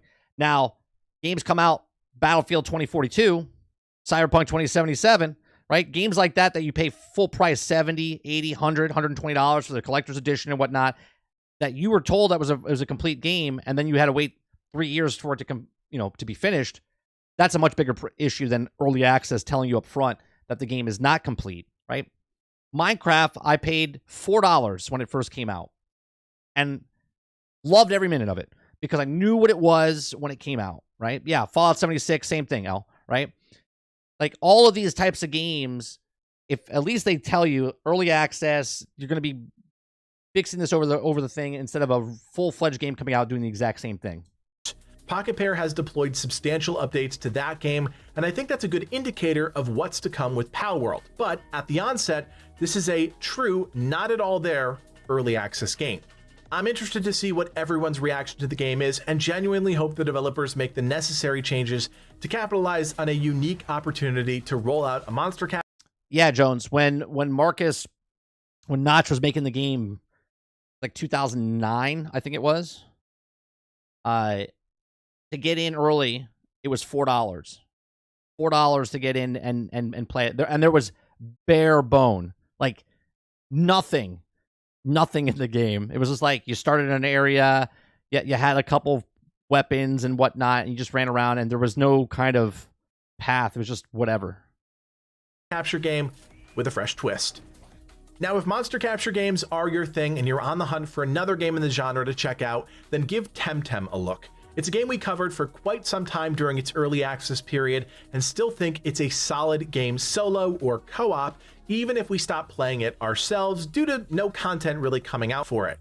We have quite a few videos on the channel that'll not only get you introduced to the game, but also some of the systems and various secrets you can expect to find if you do decide to check it out. My name is Kodiak, and from everyone here at Legacy Gaming, thanks for watching and play on.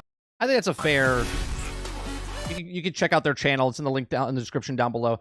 I think it's a fair what he talked about. He didn't like it, but telling us what the game is, right? I'm interested in it as far as a survival game. There's a bits and pieces in that game that I'm not interested in any way, shape, or form. Like, I honestly don't want to. That's why I don't play Ark and stuff like that. There's a difference between, like, if I'm a survivor in the world and I'm trying to survive, but to take other things and then I have to, like, all of a sudden I'm like a business manager. I'm running like a sweatshop of animals around my place, and I got to make sure they're fed and stuff. That's a completely different level in that type of game, and I don't want that. I like the survival aspect of a game, but I don't want the school of things that I have to like go around. This is why I stopped playing The Sims way back when I was in my teenage years. I was like, I don't want to train the NPC to go to the bathroom or to eat or anything like that, right? I just want to worry about my character and survive in the world and then build the house and build the stuff. If this is a major component where you have to have the animals do your farming and stuff like that, otherwise it's like, I would rather just walk up to plant the thing, let it grow, and then you come back and whatnot. But that's me. If you want, I'll try it on Monday. We'll try it on Monday evening, play it and stuff. But other than that, I'm not interested in this game. I'm not interested in this game. But then again, I wasn't in Pokemon, you know what I mean? Or Temtem or anything like that. Just not my type of thing. Temtem is an actual Pokemon game. Palworld is something else. Yeah, I mean, it's an interesting concept, but again, it's super early on, and I'm not interested in it.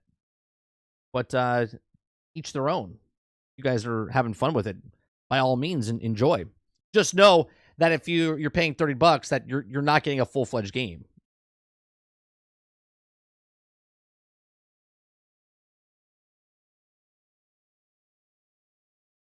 Excuse me.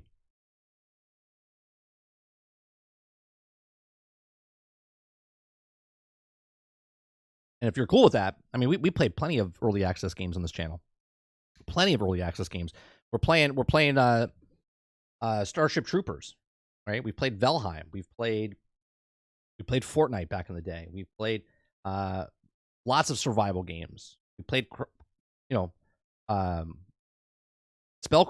not Spellcraft. Whatever the hell that other game is. I have no problem with early access games knowing it's early access and at a cheaper price. I have a problem with full-fledged titles coming out as a full-fledged title and it's an early access. But they don't tell you it's an early access. They just like, it's a live service game. We're fixing it over the next 3 years. Or it's an ongoing game. Suicide Squad's right around the corner. Yeah, I'm not I'm not gonna dive in deep into a game. Like right now, the last 2 nights we've been playing DC Universe Online. I'm like choking over here.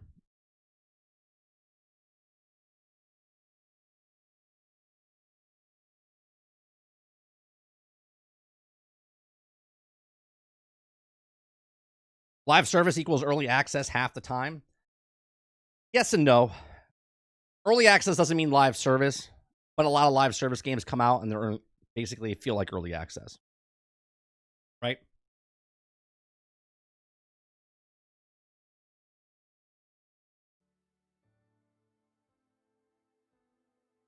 I know people say like Suicide Squad, right? If Suicide comes out, like for instance, I don't think Marvel's Avengers was an early access, right? I do believe that game was finished, and then they added a component to that game that wasn't what it was, right? Like Marvel's Avengers was a single player story driven game that was co-op that you could play with friends. Then they added the live service aspect for the cosmetics and stuff like that, right? And that's what that was, right? Then there's Suicide Squad, same type of thing, where there's a full-fledged story, right? 15, 20-hour campaign, you would assume. And then there's the looter shooter aspect, live service aspect of it afterwards. Was the day before early access? It was. And it was also a scam.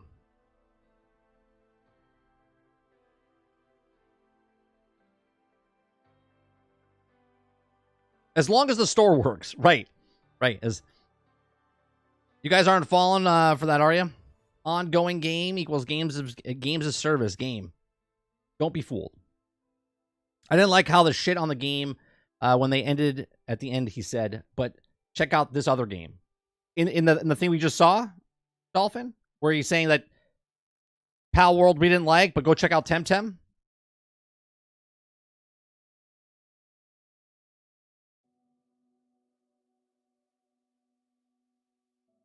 Suicide Squad looks like it's going to be a polished game. I've said it from way before it got delayed 2 times. I said I'm interested in the story of a Rocksteady. That's why I'm getting Suicide Squad. If the game is much more in depth, more than that, there's an end game and there's that Borderland-esque I can go grind for certain like weapons that drops and stuff like that, then bonus. Right? I said the same thing with Marvel's Avengers, and I went in for the story, and I ended up playing 1,100 hours of it.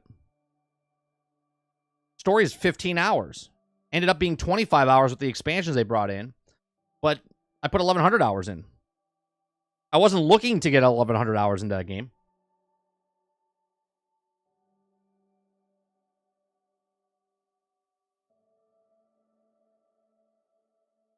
What time does the Xbox Direct happen tomorrow? 4 o'clock in the afternoon, I think, or 3 o'clock in the afternoon. I probably will not be covering it live. We'll probably just watch it off stream, like off live stream, and then me and Sard will talk about it GXG. On GXG. Unless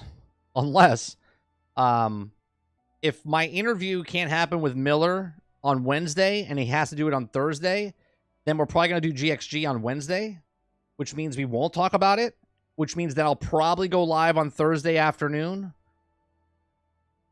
Oh, wait, no, sorry. Direct's this week, isn't it? Yeah, next week is the interview with him. So we're good. Yeah, so me and Sarge will talk about it GXG next week. We'll talk about it this week, actually. We'll talk about it this week. Yeah, we'll talk about it this week. I'm confused on my days and weeks and whatnot.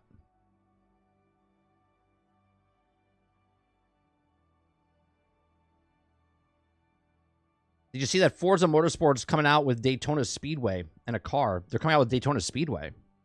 Like inside Forza Motorsports? Is it a expansion or a add-on?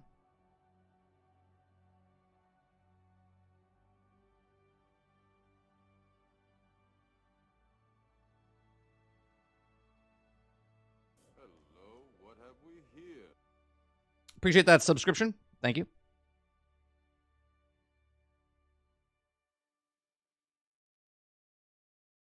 You guys are new on my channel. Appreciate you.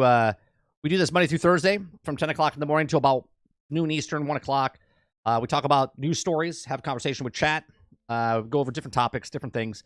We do lots of different things on this channel as well. We do uploads, live streams, podcasts, gameplay.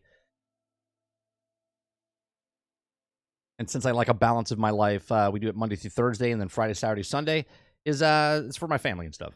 So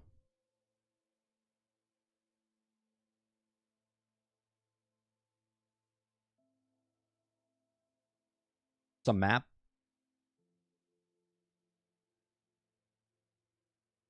Yeah, got here.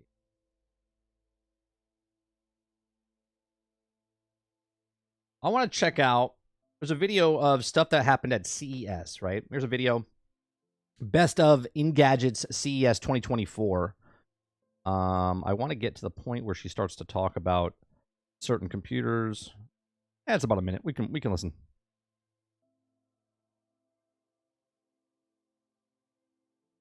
All right, so let's watch Engadget here, talking about the best of CES. I like technology. CES 2024. What would the breakout star of the show be? What new TV technology would we see? And what cars would we want to drive home? The show floors at Las Vegas were once again filled with engineers, salespeople, business deal makers, and members of the press, all eager to get their fill of the latest tech under the shadow of the brand new Sphere. The Engadget team spent weeks combing through the show's directories, researching exhibitors, and hunting down gadgets in person to determine which of these new products were worthy of the hype. We narrowed down our finds, shortlisted our candidates, and voted as a team to decide what were the best things we saw this year. So, without further ado, here are the winners of CES 2024. I hear MSI is working on a monitor that lets you cheat without detection. The fact that that's a market, Not only crazy. is the Asus ROG Zephyrus G14 powerful enough to run the latest blockbuster video games, but it's also incredibly sleek. The ROG Zephyrus G14 has an aluminum chassis with clean lines, crisp edges, and a thinner, lighter design than previous models. A simple LED slash runs across the lid and can be programmed to show up in gray or white. I hate stuff like that. To me, that's not a selling point. Be like, oh, I want the laptop with the thing. You know, but the kids want it. So Rather than the garish rainbow favored by other gaming laptops. The ROG Zephyrus G14 looks sophisticated, but it'll also run any title on the market.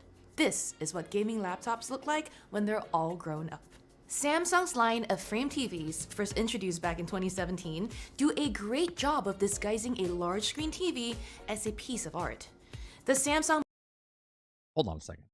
That's just a piece of Great frame job. around the television set. That's an invention? You can literally just make a frame.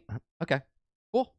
of disguising a large screen TV as a piece of art. The Samsung Music Frame does the same thing. Like, is that technology? Screen TV That's a frame around a television set? That's inventive? Amazing. This was the best. Huh? This was the best of CES? as a piece of art. The Samsung Music Frame does the same thing, but for wireless speakers. Instead of a screen, there's a place to display art or album covers. This is actually pretty cool. You got your speakers hidden behind the frames and they're wireless. Okay. Wireless speakers, but you still have to plug them in, so there's still a wire, I would assume, right? that you swap pretty easily. This wouldn't be noteworthy if the Music Frame didn't sound good, but in our demo, it did. The Music Frame I'm sorry, did she just say it didn't sound good, but in their demo it did? Okay, hold on a second. If the Music Frame didn't sound good, but in our demo, it did. The Music Frame includes 2 woofers, 2 tweeters, and 2 mid-range drivers, and supports Dolby Atmos.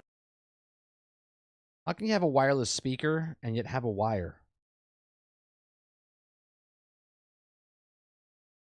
Didn't she say wireless speakers? Let me back up for a second here. Screen TV as a piece There's that TV again. Groundbreaking. of art. The Samsung Music Frame does the same thing, but for wireless speakers. But for wireless speakers. Okay. Instead of a screen, there's a place to display art or album covers that you swap pretty easily. This wouldn't be noteworthy if the Music Frame didn't sound good, but in our demo, it did. Oh, if it didn't sound good, but it did. Okay. The music frame includes 2 woofers, 2 tweeters, and 2 mid-range drivers, and supports Dolby Atmos. It's also quite the flexible speaker, working on its own in a stereo pair or connected. Did you see the things that fell off? What's happening right now? Look at the little things popped off. Watch. Right here.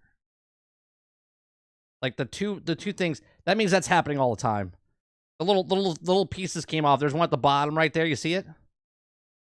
And then the other one fell. Working on its own in a stereo pair or Means you got to pick that up all the time. I'm not really sold on these wireless speakers with wires and things falling out of it. connected to a TV as part of a bigger home theater setup. It's even Walmart. I think that looks cool though. Like you could have artwork and there's speakers behind that. That's interesting. Mountable. I really like that technology where it came out like a decade ago, where you just put on any surface and the surface becomes the actual speaker. We have no price or release date, but given Samsung's success with the frame TVs, we imagine They still need power? No, I get it. I get it, Jones. But don't tell me. Here, let me show you something. I know it's groundbreaking. Hold on 1 second.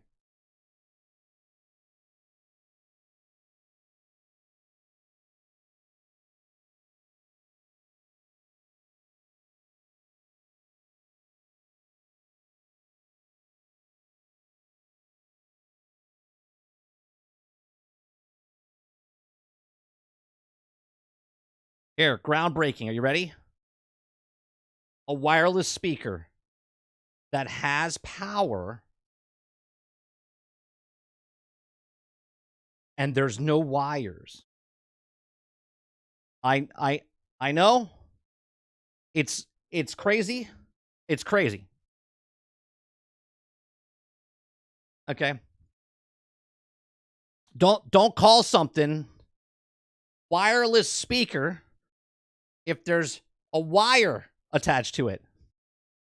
won't wait long to get the music frame on the market. I get the wire means coming, but we're not living in 1980 where I have a speaker 6 feet tall and I got to run the cable to it from my big, huge boom box, okay, that I have. OLED TVs are great. An OLED TV you can see through? Well, that's just wild. The LG Signature OLED T is far from the first transparent TV we've seen. Transparent television. Now, if you team this up with the frame from two things ago, amazing. Seen at CES, but Those speakers still sound great, though, 30? That little speaker does sound great. Yeah. it is the first that will actually be sold to consumers. This is Oh, it's got like a little transparent thing that comes up behind it, or a background that comes up on it. a 77-inch I'm trying to think of the situations you would use this television set in, and you would have to put it in front of like a window, so you would be able to see outside your beautiful property, and then you would have the thing come up to block it off and actually use it. I could see this a little bit. This is gonna be expensive as hell. set with a retractable contrast screen. Keep the filter up and it looks similar to one of LG's standard excellent OLED sets. Bring it down and the image almost looks like it's floating in midair. She almost looks like the what's his name? Tupac hologram that was on stage. It's a ridiculous, That's how they did it. extravagant, probably unnecessary thing that won't make it into most homes anytime soon. It's also a stunning piece of tech design and just plain cool. So, a perfect fit for CES. TCL's new Pro tablet is different. It doesn't have the fastest processor or highest resolution screen, but it stands out compared I'm sorry. Did she just say that this is not okay? Hold on. Let me rewind again. a perfect fit for CES. TCL's new Pro tablet is different.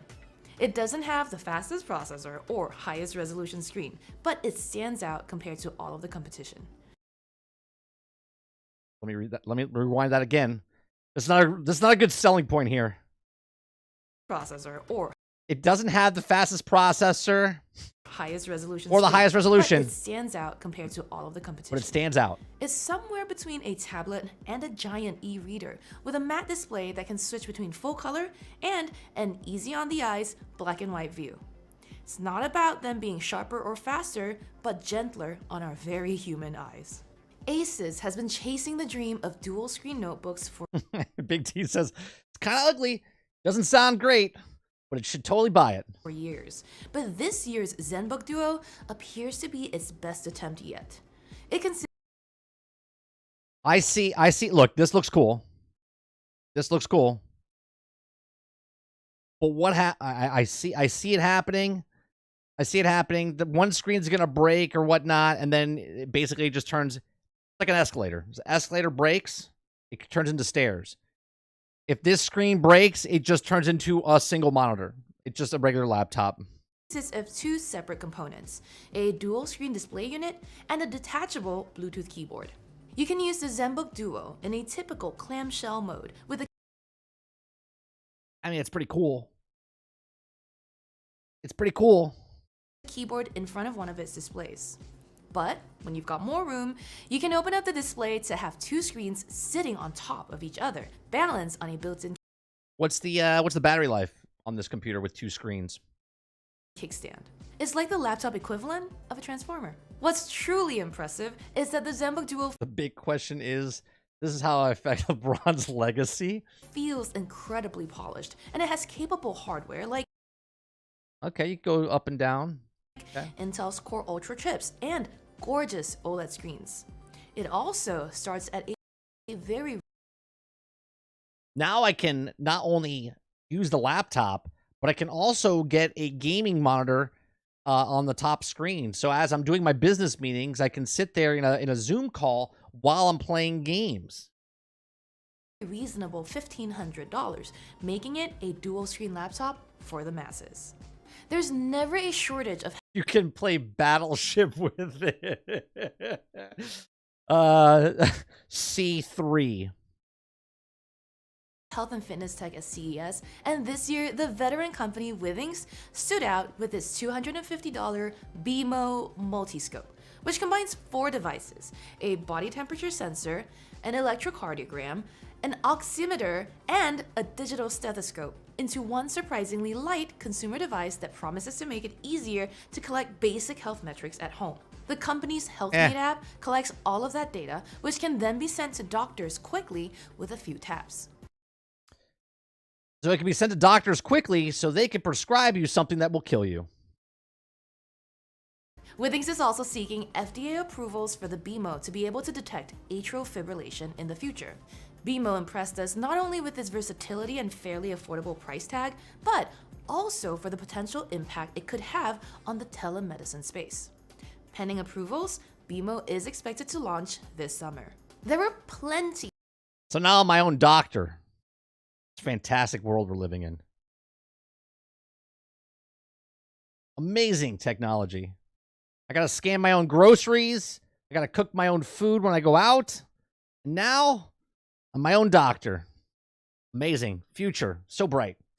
of great smart home products at CES 2024 in Las Vegas, but one of the most impactful and exciting was EcoFlow's Delta Pro Ultra.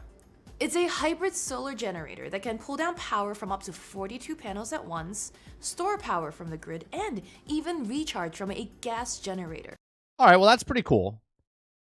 If you're a person that has solar panels and stuff like that and you have batteries, you could take that and make the generator. Is it a wireless generator? I see a wire. No, I'm kidding. That you can take the power from that and then charge the generator. That's interesting. Its modular construction means with enough batteries, it can store up to 90 kilowatt hours and run on a 3-ton central air system, something few others in its class can manage. Given the increasingly affordable nature of these systems and the power they can offer folks who may want to save a fortune on their power needs, this makes us hopeful for the future. When it comes to smoking, You know what I think is funny? You see the sign right there? It says, do not tilt. Do not tilt. I want to go back just a couple of on their power frames. needs. Okay.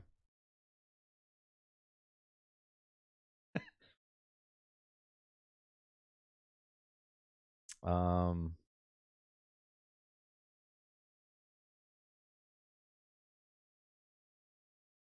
confused. I'm confused. It says do not tilt.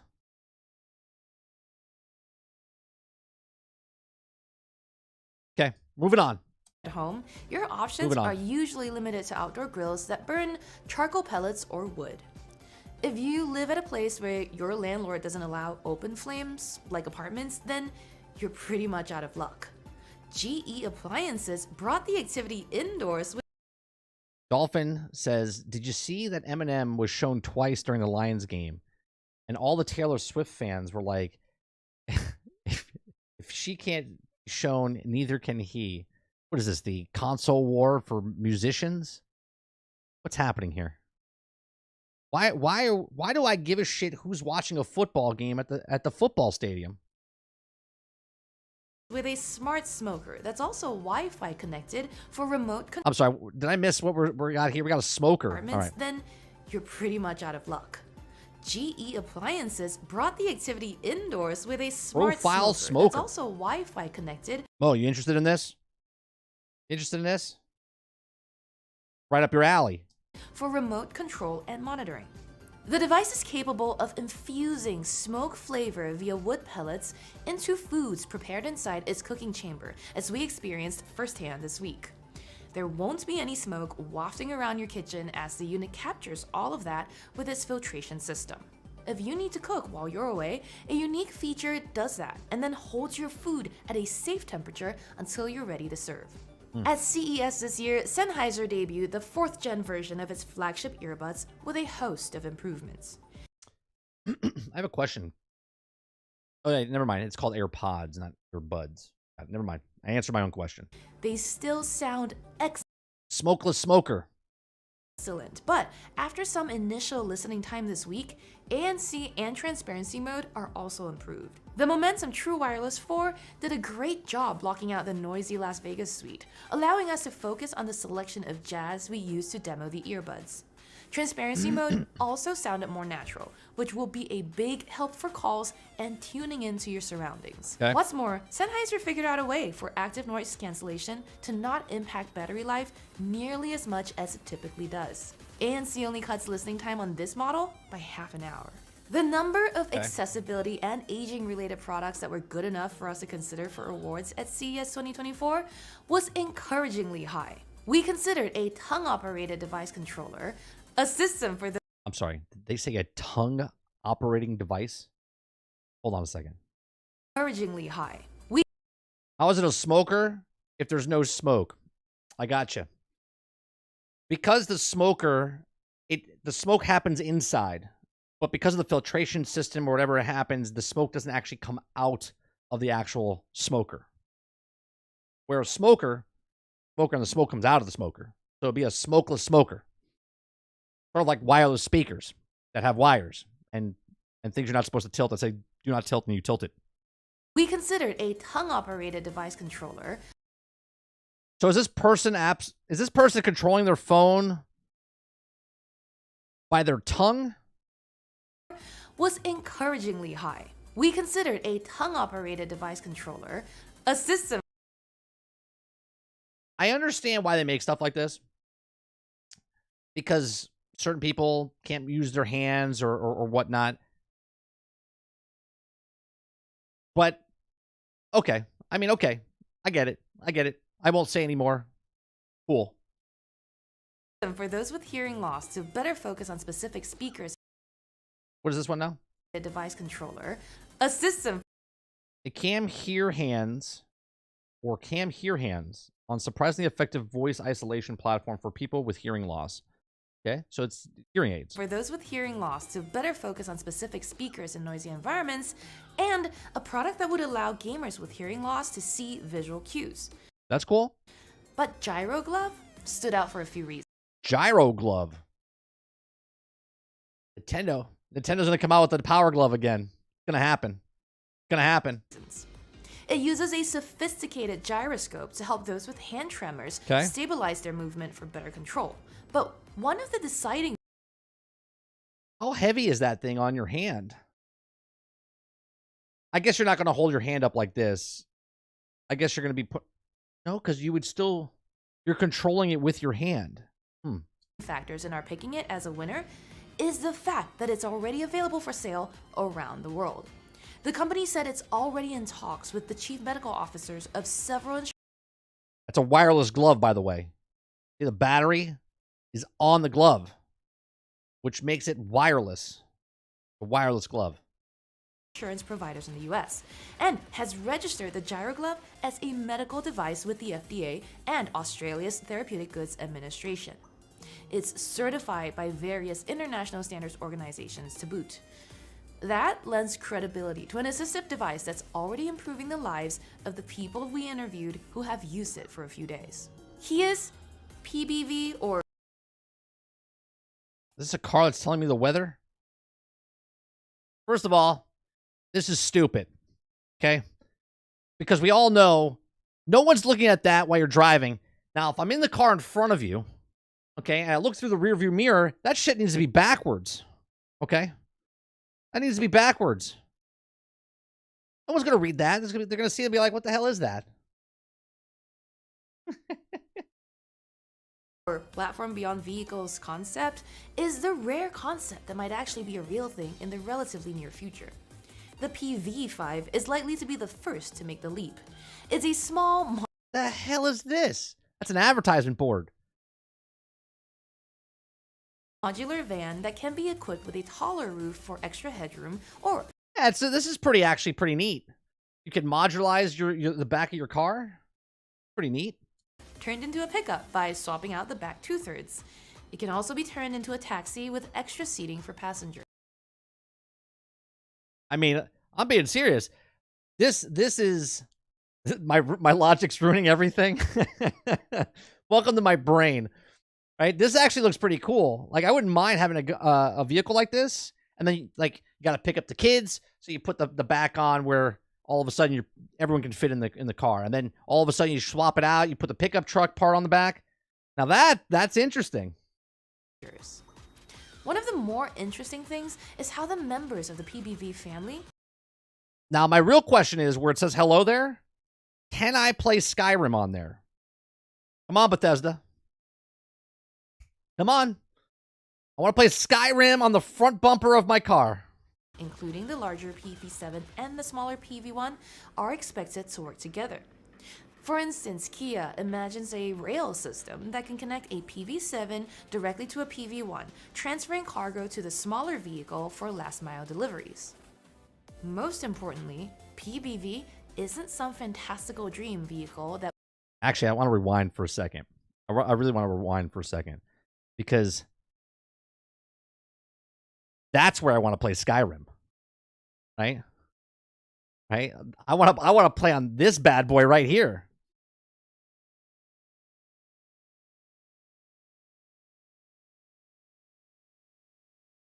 Put with a taller roof for extra headroom, or turned into a pickup by swapping out the back 2/3. It can also be turned into a taxi with extra seating for passengers. One of the more interesting things is how the members of the PBV family, including the larger PV7 and the smaller PV1, are expected to work together.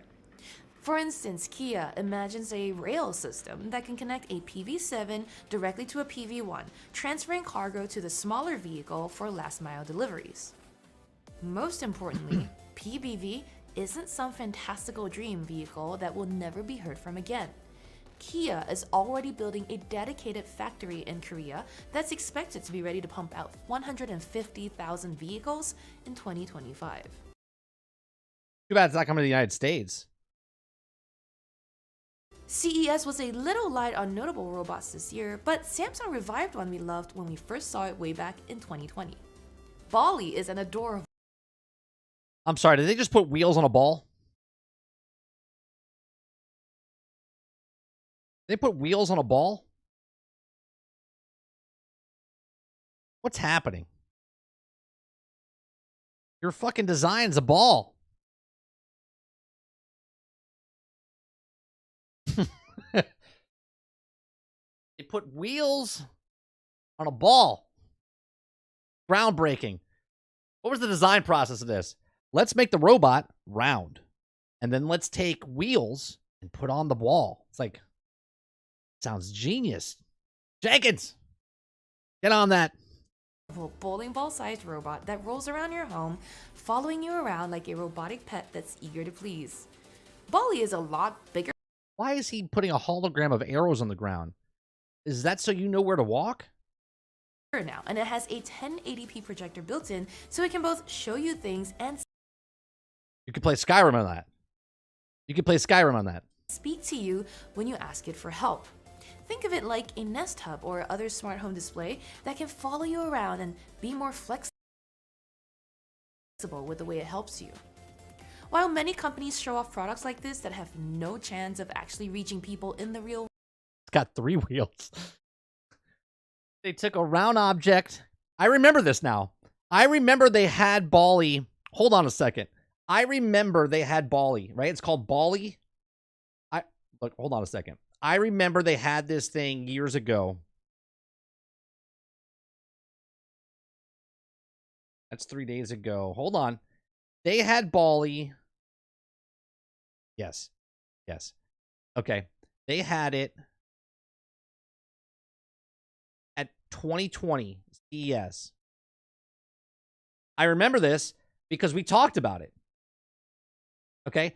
And Bali was a fucking ball. And he had no wheels.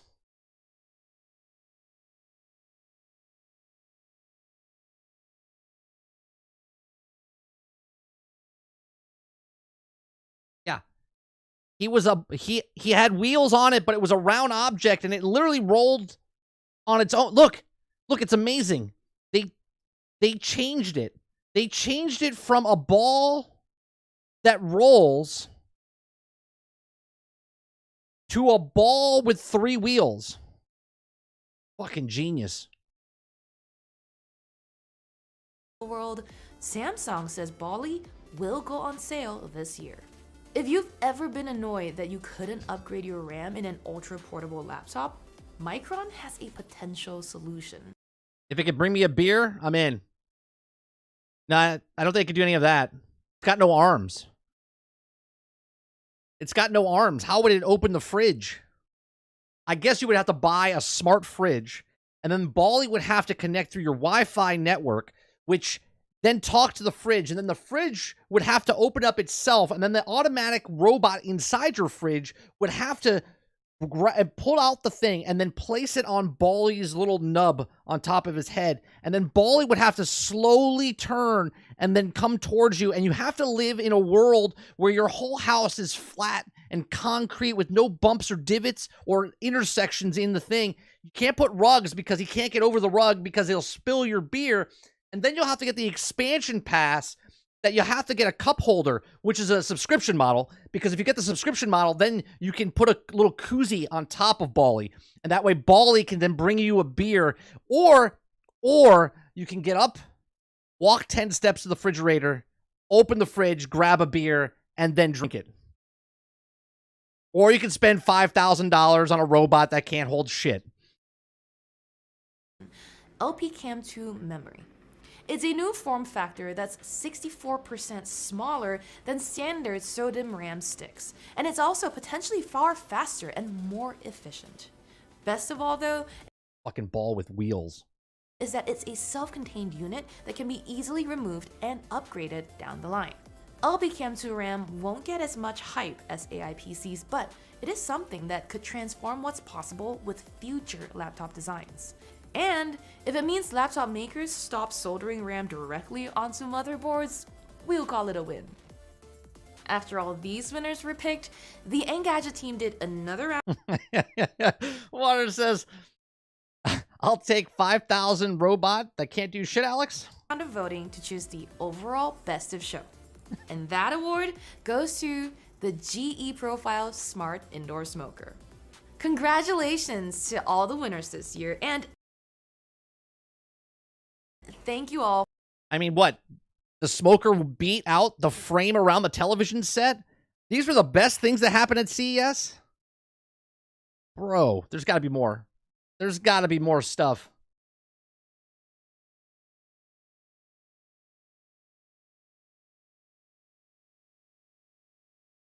Hold on. I want to watch another CES video.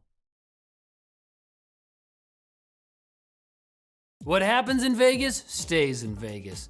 Unless it's the annual Consumer Electronics Show, because we're gonna tell you every scandalous detail.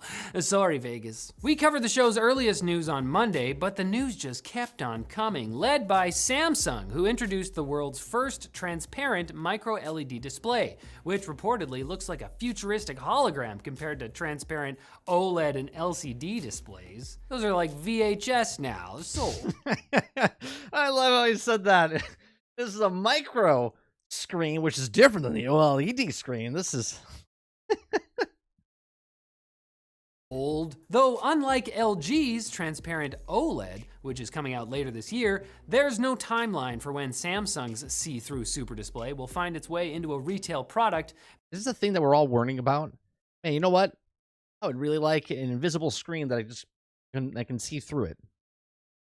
Making it essentially a demo. Samsung also showed off its new flex in and out flip concept. Still working on the name. Flex in and flip out. It's the obvious. Do a backbend and punch somebody. It's a phone that folds both forward and backwards like an over-enthusiastic yoga instructor. Why?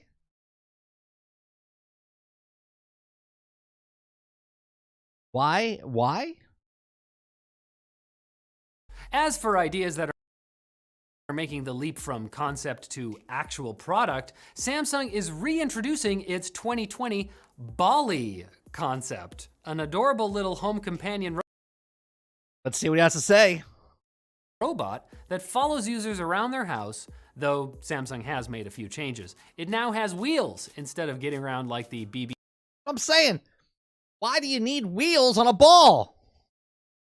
8 ball droid from Star Wars, and it's roughly the size of a bowling ball. Why does it still need to be shaped like a ball?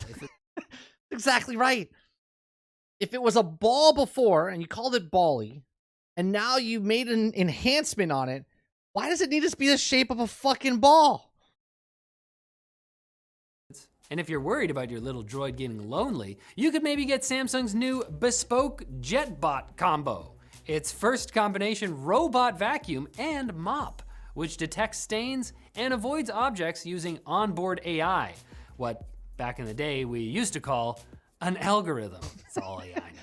I like this. Yeah, it's just an algorithm. Moving on to ASUS, their CES presentation was all about screens. They launched an update to the ZenBook Duo laptop that features a detachable keyboard and 2 full-sized 14-inch 3K OLED AI, dun dun dun. displays, grafted together in a stunning display of man's. You know what I feel like AI is? Right? I feel like AI is going to be like subscription services. We're just going to have a shit ton of them. Like, you're going to walk in your house and there's going to be a robot for vacuum and a mop. And I know they already exist, but then like a robot broom and then the robot fridge and the robot microwave with the robot thing and the robot door. And it's like, and they're all going to be on subscription services, by the way. Just let you know that. The robot that you're going to be able to buy, here's a prediction. All the robots that you buy are going to be on a subscription service, because if you don't pay the subscription service, they ain't going to do a fucking thing. Hubris.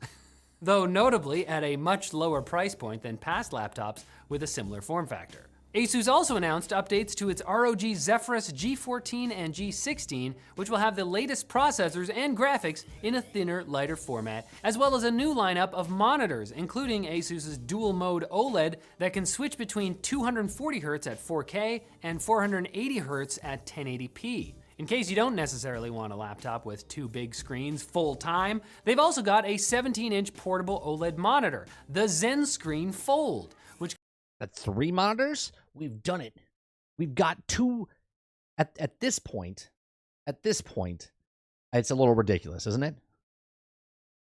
Because to get that screen like that, you have to have a pole. You can see the pole behind the screen.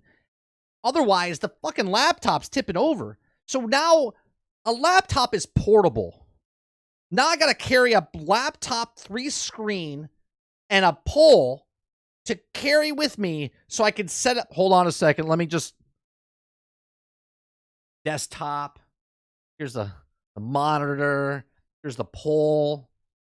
Which comes with a built-in stand and can be used either vertically or horizontally. Built-in stand. That stand is built in. That stand is built. Look how thick that is. That stand's built in. Okay. Fold, which comes with a built-in stand and can be used either vertically or horizontally. But for the Marie Kondos of the gaming world, Asus unveiled a fair number of cable-free components, specifically the upcoming RTX 4000 Super Series graphics cards and Z790 motherboards. But they weren't done yet. The company premiered its own version of the NUC. The first one. Asus debuts its first homegrown NUC at CES 2024 with Core Ultra 9 chips and RTX 4070 graphics. The brand mini gaming PC also features NVIDIA's RTX GPU. Okay. Since Intel nuked the That's the entire computer? That's the entire computer? NUC last year, as well as the thinner, lighter, and hardier ROG Phone 8, the 8 Pro. Does that phone fucking bend forwards and backwards? Because if not, that's the next standard. Pro and the 8 Pro Edition.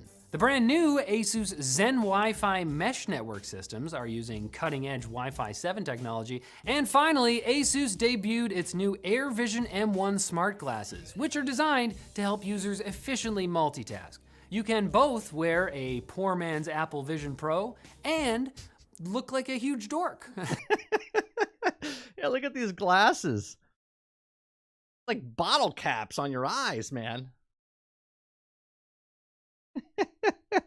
Glasses, which are designed to help users efficiently multitask. You can both wear a poor man's Apple Vision Pro and look like a huge dork. Next up, we finally saw some real wacky products from the tech industry's resident goofster, Lenovo. Have you seen their videos? They're hilarious. I'm a big fan. True to form, Lenovo unveiled the ThinkBook Plus Gen 5 Hybrid, a detachable 2-in-1 laptop that runs both Windows and Android. Whoa. Both Windows and Android. Get out of here. Simultaneously. Lenovo. Come on, Buckalorian. Unless my phone isn't transparent, I can't flip it and bend it, I'm out. That's right. I want to be able not to see my phone, and it has to bend both forwards and backwards. And, you know what? Fuck it, put wheels on it. Put wheels on it. Oh, you kill me. This thing is essentially a Snapdragon 8 Plus Gen 1 powered Android tablet paired with a keyboard dock that's also a full Intel Core Ultra 7 powered Windows PC. When docked, you can switch OSs with a button or stream one OS to the other if you want to prove to your friends that Lenovo is the funniest laptop maker. They already believe you though. To support your point, you could also show them the company's mechanical energy harvesting combo, a keyboard and mouse that will both work for around half an hour if you spin the keyboard's dial or turn the literal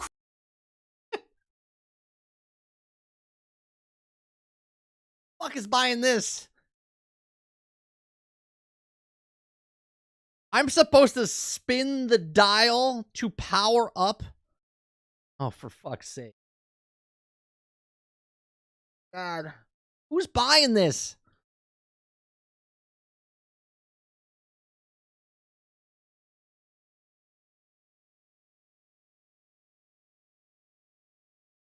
I gotta power my own keyboard.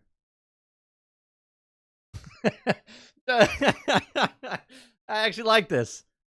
Is it wireless? Yeah, it's fucking wireless. Because you gotta sit there and fucking crank it. And then for your mouse, you spin the keyboard's dial or you have to take you gotta take the bottom of your mouse and start to so you're sitting here going, hey, what's going on, man? And nothing. How was your weekend? Good. It was good. Yeah. So, what did you and the wife do this weekend? We just hung out or whatever. Yeah, it's good. You got a lot of work to do today? I do. Yeah, I got a lot of stuff to do. So, taking the kids out to the ballpark this weekend? Yeah, I am. And I was just wondering. Yeah, hold on a second. I got it. Yeah. All right, I gotta get to work. Oh, fuck, it's dead. Like, what are we talking about? Who's cranking their fucking mouse and keyboard? laptops with a similar form factor. Asus also announced updates to its ROG Zephyrus G14 and G16, which will have the latest processors and graphics in a thinner, lighter format, as well as a new lineup of monitors, including Asus's dual mode. I know what someone's going to say, too. What about the people that are out in the middle of the forest that don't have the thing, and you're just sitting in a forest, you're fucking camping? Well, if you're camping, you're not using technology. And if you are using technology, use your fucking phone. You don't need a mouse or a keyboard. You got 2 thumbs.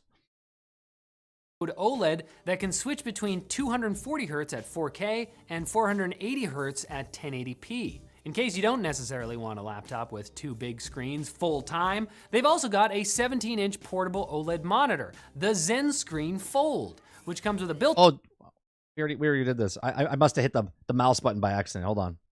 Like, wait a minute. We're seeing the same shit over again. We saw that. There we are. If you spin the keyboard's dial or turn the literal crank on the bottom of the mouse for a few minutes. It's just a proof of concept, which is like the tech industry version. The fucking concept's stupid.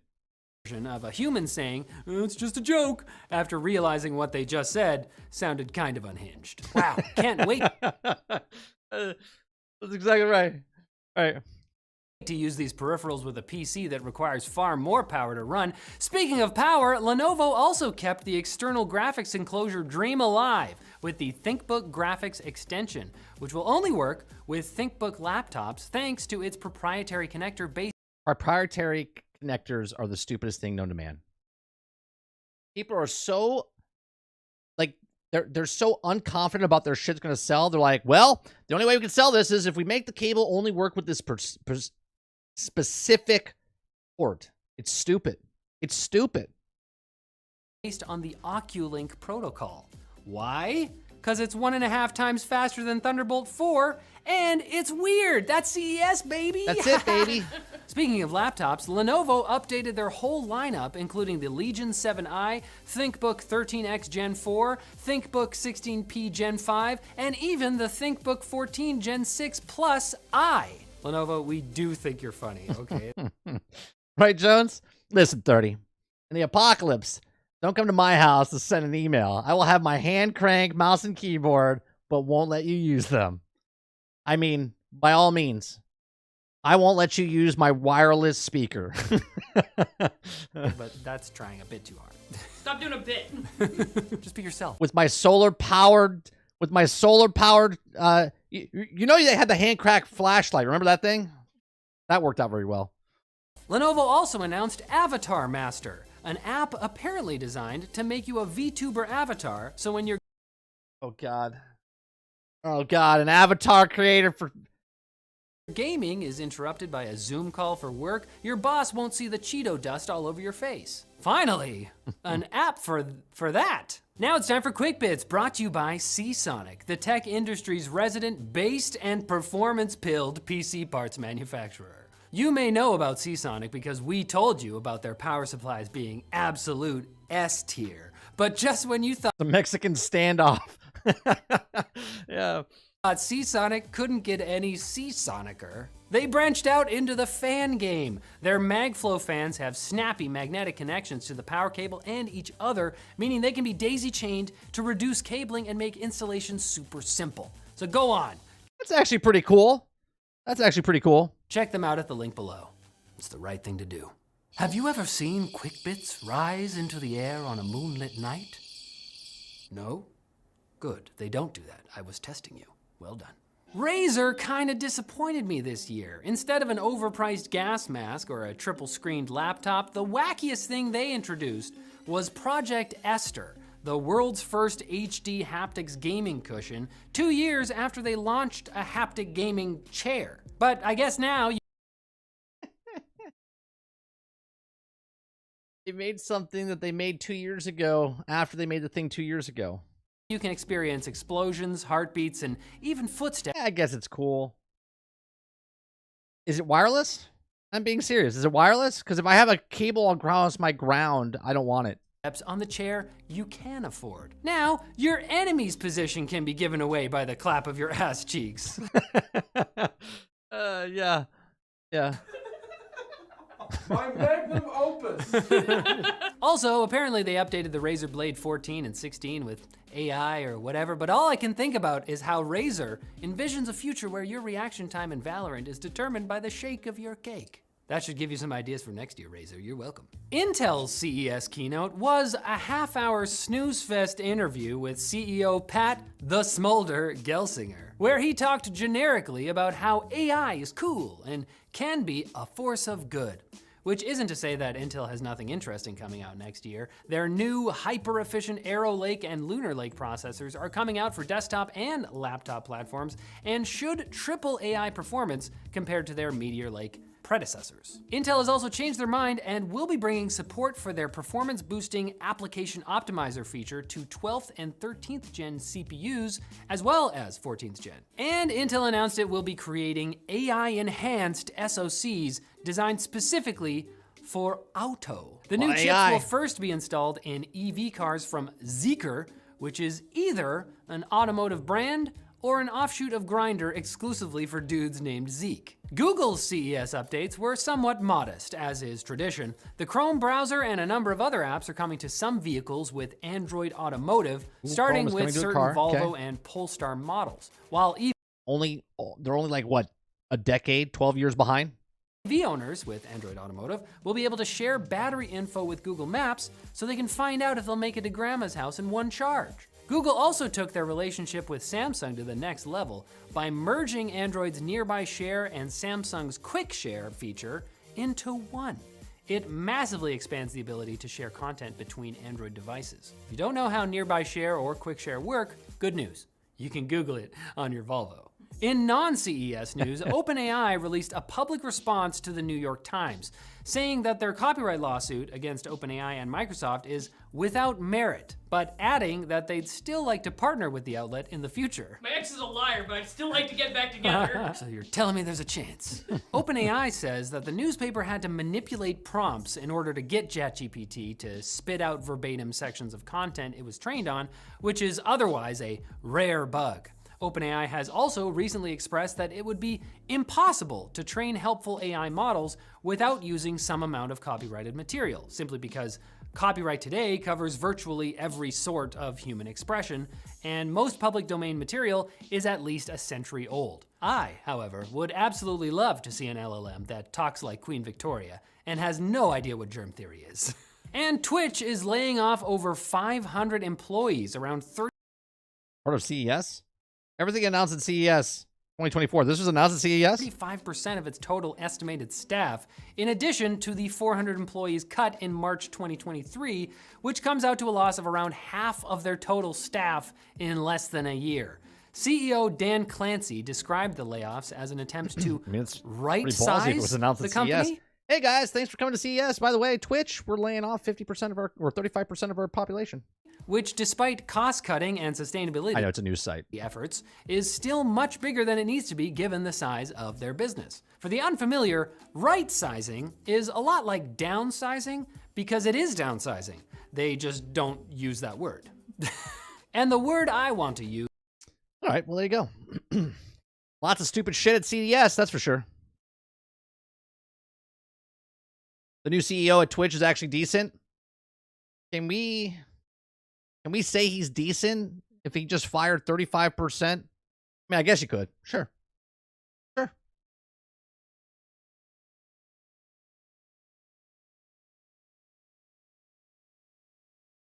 So I have a question. I'm asking a question. Is it okay because when Bobby Kotick fired a shit ton of people, he was an asshole? And then when the CEO of Twitch lets go of 35%, he's decent? Bold?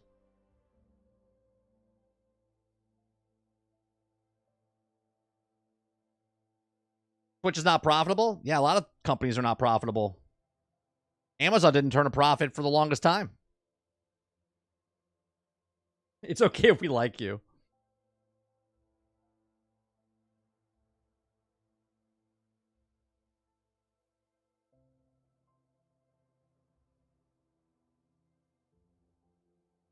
Netflix wasn't profitable for a bit. Watch Bobby leave Activision and go to Twitch. Well, he's left. He's single now. He's looking for a suitor.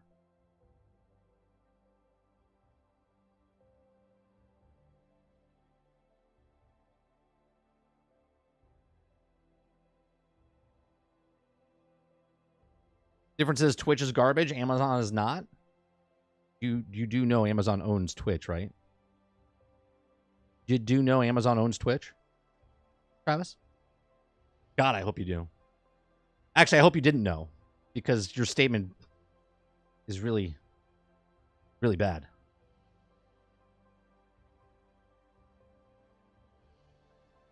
I do now. Yes. It's always great to say certain things. Well, fucking Twitch sucks. Amazon's awesome. Amazon owns Twitch.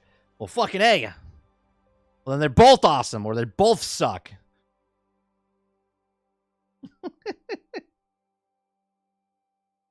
Oh, God.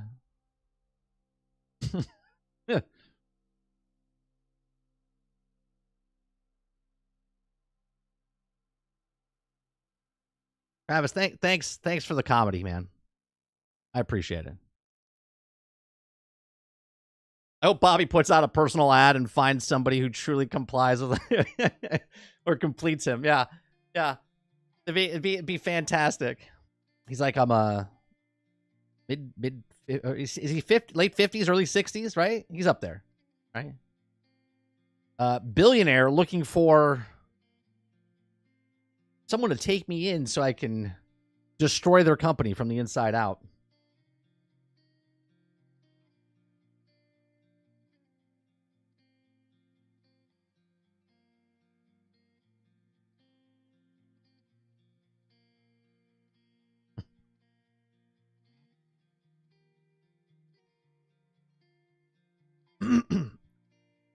That reminds me, Travis, of a story of me and my best friend. We're driving down in South Florida, and we're on the road called Palmetto, okay? And it's raining, right? It's raining. And my friend goes, I fucking hate driving I hate fucking driving on glades in rain. I said, well, it's a good thing we're not on glades. We're on Palmetto.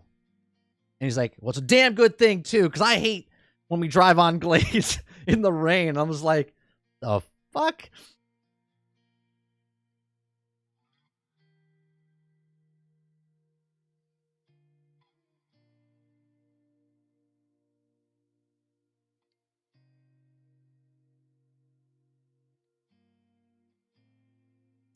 By decent, I mean he actually interacts with the community. He actually streams on the service and talks big streams and the opponent. DJ did that. Deej? Is that no? What was his name? What was his name? Marcus Graham, I think was his name, right? He streamed all the time on the platform. He wasn't the CEO though. He was the head. I guess he was the head community guy, right? He wasn't the CEO. Yeah, he wasn't the CEO. You're right. Yeah. Yeah, but he was the figurehead. He was the figurehead of Twitch. Because the other guy, what was his name? Alan or something like that?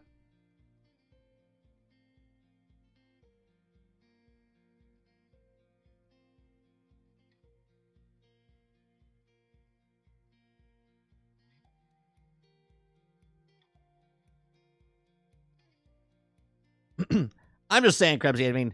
I mean, kudos that he streams on his own platform, but I don't think it makes him a decent person because they have to get rid of 35% of their workforce. Emmett, that's it. Emmett Shear.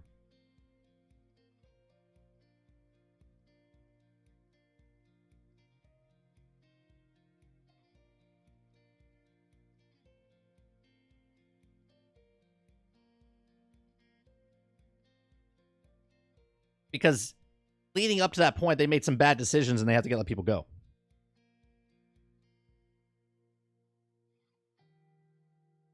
Oh, no.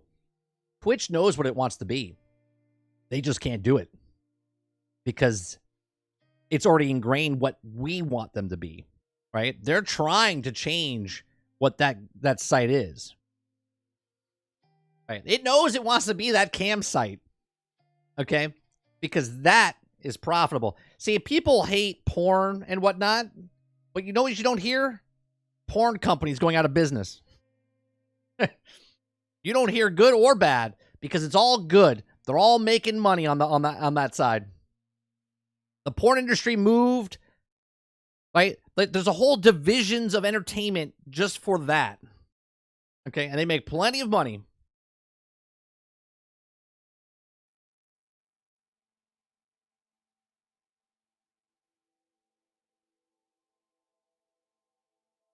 No, they have to fundamentally change what they're doing. Which is fine because it was backed by Amazon. Tell Mixer that. Tell Mixer that. Because it was backed by Microsoft.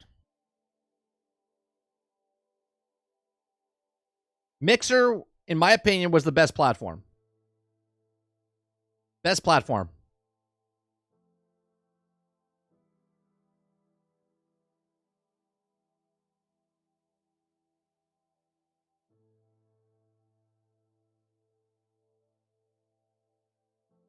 They destroyed it. The technology, the features they had, what they were doing, and then they just couldn't do it because they didn't want to put the money into it.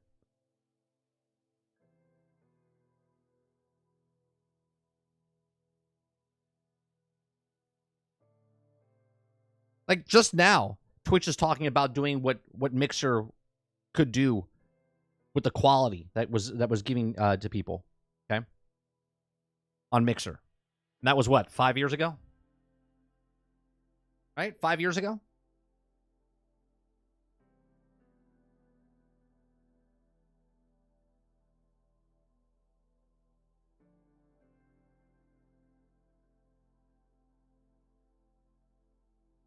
All right.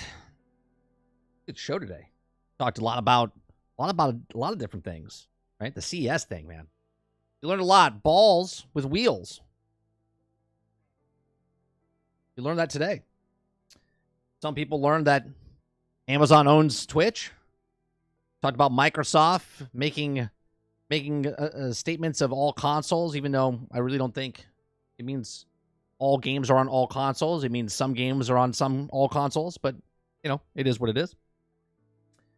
What else did we talk about? We talked about Stalker and how it got delayed again, and how all games should shut up and not tell us the release date until you actually have a release date, because you know when the game's coming out or how much work you have left to do with it.